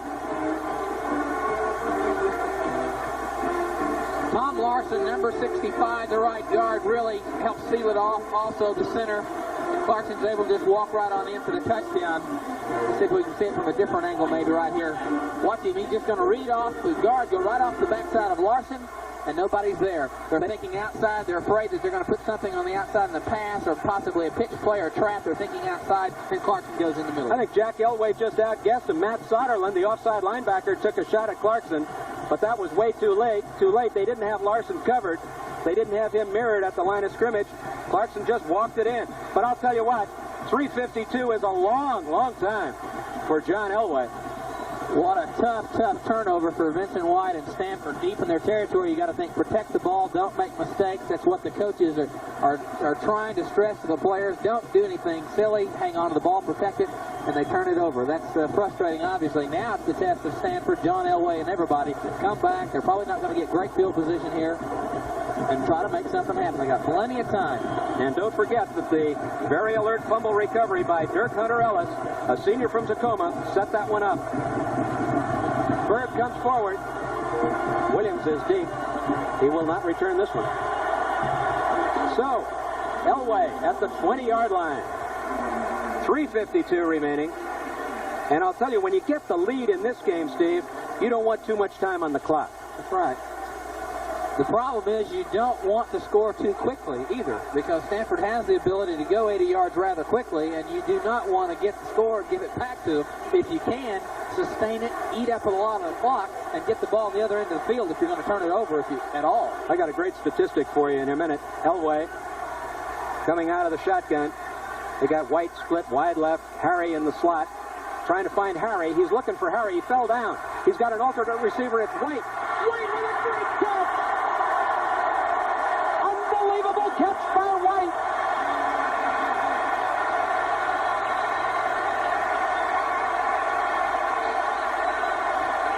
The stadium is going crazy. Watch White. He's down at the bottom. He's just looking to lay. There he is. He's on 45 Williams. Watch the great catch. What a way to silence your critics. If you make a mistake, you fumble, you do something that kind of embarrasses you, it hurts your pride, then come back with a great play. That's the compliment. That's the kind of athlete they have at Stanford. That's the nation's leading receiver right there. What a play. Oh. Elway is obviously all right. He's got White again. Great defensive play by Kenny Thomas. Flag on the play. Kenny Thomas on the coverage.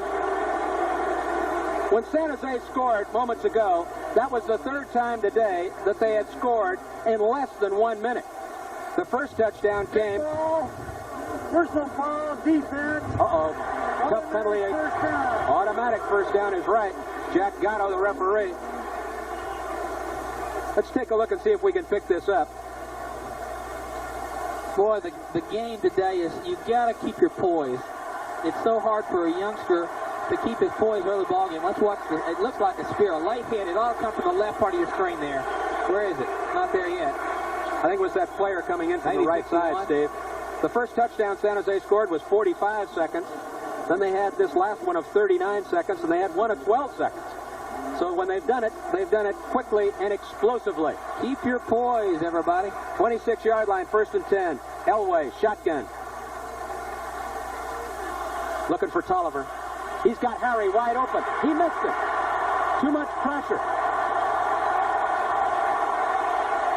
Kerry Ford there. Bob Matheny also there.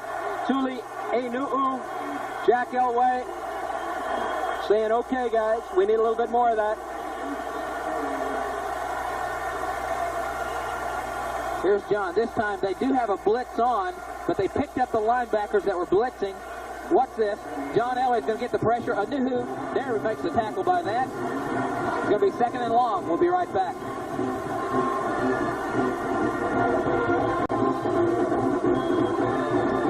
On your screen, a real epic in this part of the country, Crazy George from San Jose State. There have been some interesting people go to San Jose State. He's just one of them. I'll tell you about some others if we have time. The Smothers brothers went to San Jose State. Elway. Elway dropped behind the line of scrimmage. Number 99, Jesse Green, has played his heart out here today. Let's take a look, Steve.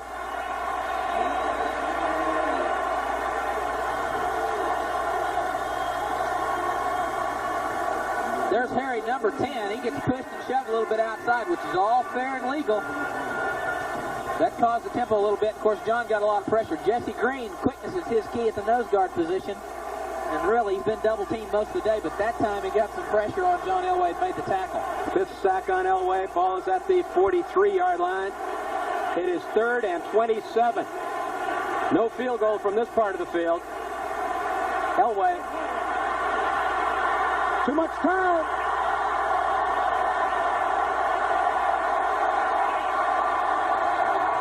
That San Jose defense is really playing some football now. Jesse Green, Bobby Grant, James Rowley, they have really done a job. And I'll tell you who really made that play, the San Jose secondary. Thomas and Bird, Ellis, Hawkins, Cockrop, Williams, they had those receivers covered. 35, 31, 1:31 left. 4th down situation for Stanford. Stay right here.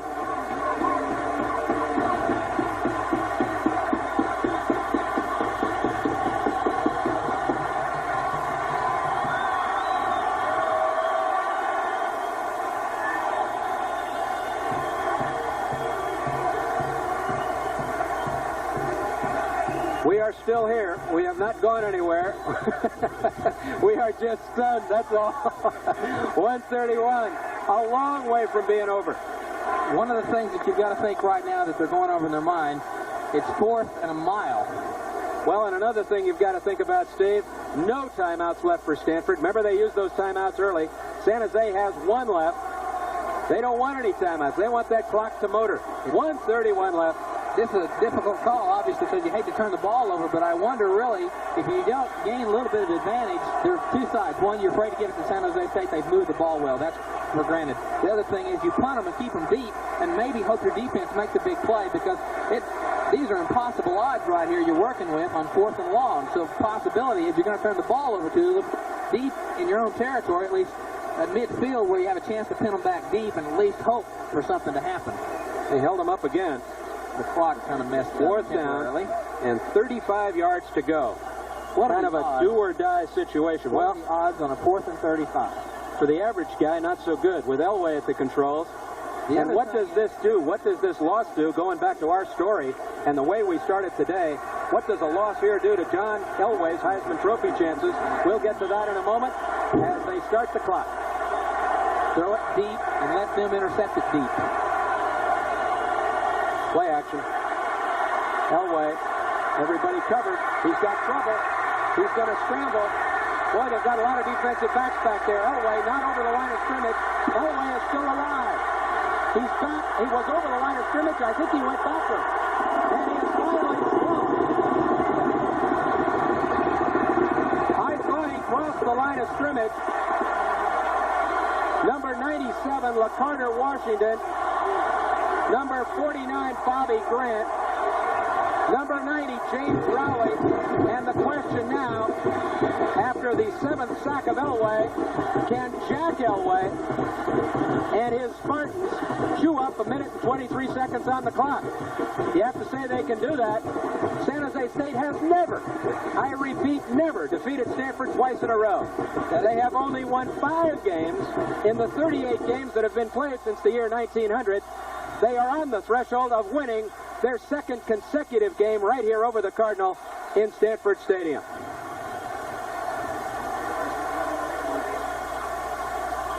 They're just going to let the clock run. The Cardinal, those Stanford players, dejected now. There's nothing they can do but turn around and watch the clock tick off. 112, 111, 110, 19. And what it's ticking off for Paul Wiggin and his staff and his players today, a Stanford loss. And you don't want to lose to San Jose State before you go to a place called Columbus, Ohio, and take on a team called the Ohio State Buckeyes. Right. Paul Wiggin will think a long time about that call. I understand both sides of the argument, and of course hindsight you can use right now, but that was a difficult call to make as a coach. 46 seconds. Clarkson not thinking about any records. Look at the smile on the face of Jack Elway.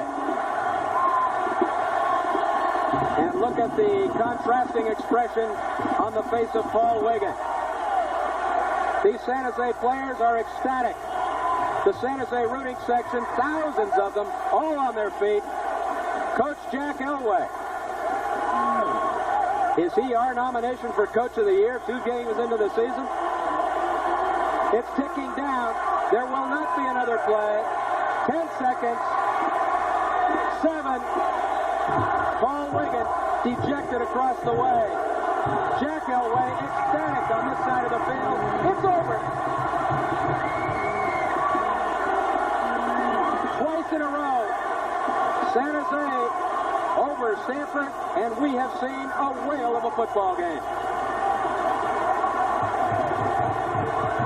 Jack Elway, a real gentleman, a fun guy to be with, a great football coach.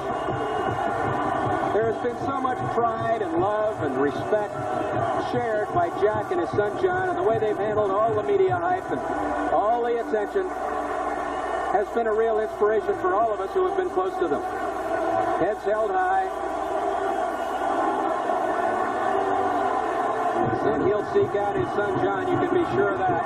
Somewhere in that crowd is father and son now, not coach and player opponent. The Spartan football team is coming over to their rooting section, and those Spartan fans are going crazy. Almost to a man, the San Jose players have come over to join with the San Jose State band, and they are saluting the rooting section. San Jose State has been in school since the last week of August. Classes have not yet started at Stanford. 35-31. That one will be etched in the memories of San Jose State fans for years to come. And now back to your other storyline, and we'll get back to it. 35-31. The Spartans have won it here at Stanford Stadium. Our players, we've picked up John Elway, the Heisman Trophy candidate for the Cards. You can't stay away from him, although Vincent White had a great day too. Tim Kearse, who caught passes for 3 touchdowns and threw for another one. There is Timmy Kearse. The fumble, the Vincent White fumble, is the one that started it. Started the Spartans on their road to victory here in the closing moments of this game. Spartan fans still playing in front of the rooting section. Let's see if we can see. I think Chris Rose, the offensive lineman, hit him right here. The play of the game right there, because they're pinned deep in their territory. There's Dirk Hunter, Ellis, that gets the ball in midair and makes a play. Vincent White had the ball stripped from him, and that was the key. It turned the ball over. It gave them excellent opportunity. There's Dirk Hunter Ellis, the young man that was lucky. Having a second look at that, I think that was Jim Clymer. Let's take a look at Clarkson and Larson right here. Take some lucky breaks this football game. What the Clarkson now, he's just going to sneak across.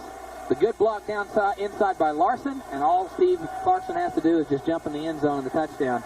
It takes luck in a football game oftentimes, and that's what happened on the fumble, and that's what made it happen. We've got a heck of a game, or had one, 31-35. Spartans won it. We'll be right back for a little bit more. The show Chevrolet Most Valuable Player from Stanford, John Elway, with 23 of 37, 379 yards and 2 touchdowns. And Tim Kearse, the great player for the San Jose State Spartans, has just done a fabulous job. A check in the amount of $1,000 will be donated by Chevrolet to each school's general scholarship fund to further assist students in all chosen fields of academic endeavor. And that tells the story, the blue and gold of San Jose State here today. The executive producer of NCAA Sports is Kevin O'Malley. Today's coverage of the Stanford-San Jose State game was produced by Don McGuire. Directed by John McDonough. Associate producer Rich Nelson. Field technical manager Phil Wilson. Technical director Jay Fairman. Audio Charles Weeks. Broadcast associate John Connell. And nice going, guys. A great job. Tomorrow, be sure to join CBS Sports for the NFL Today. Immediately followed by our NFL doubleheader. Check local listings for game and time in your area. Once again, the final score today. San Jose State, 2 wins in a row over the Cardinal. 35-31 today. This has been a CBS Sports presentation.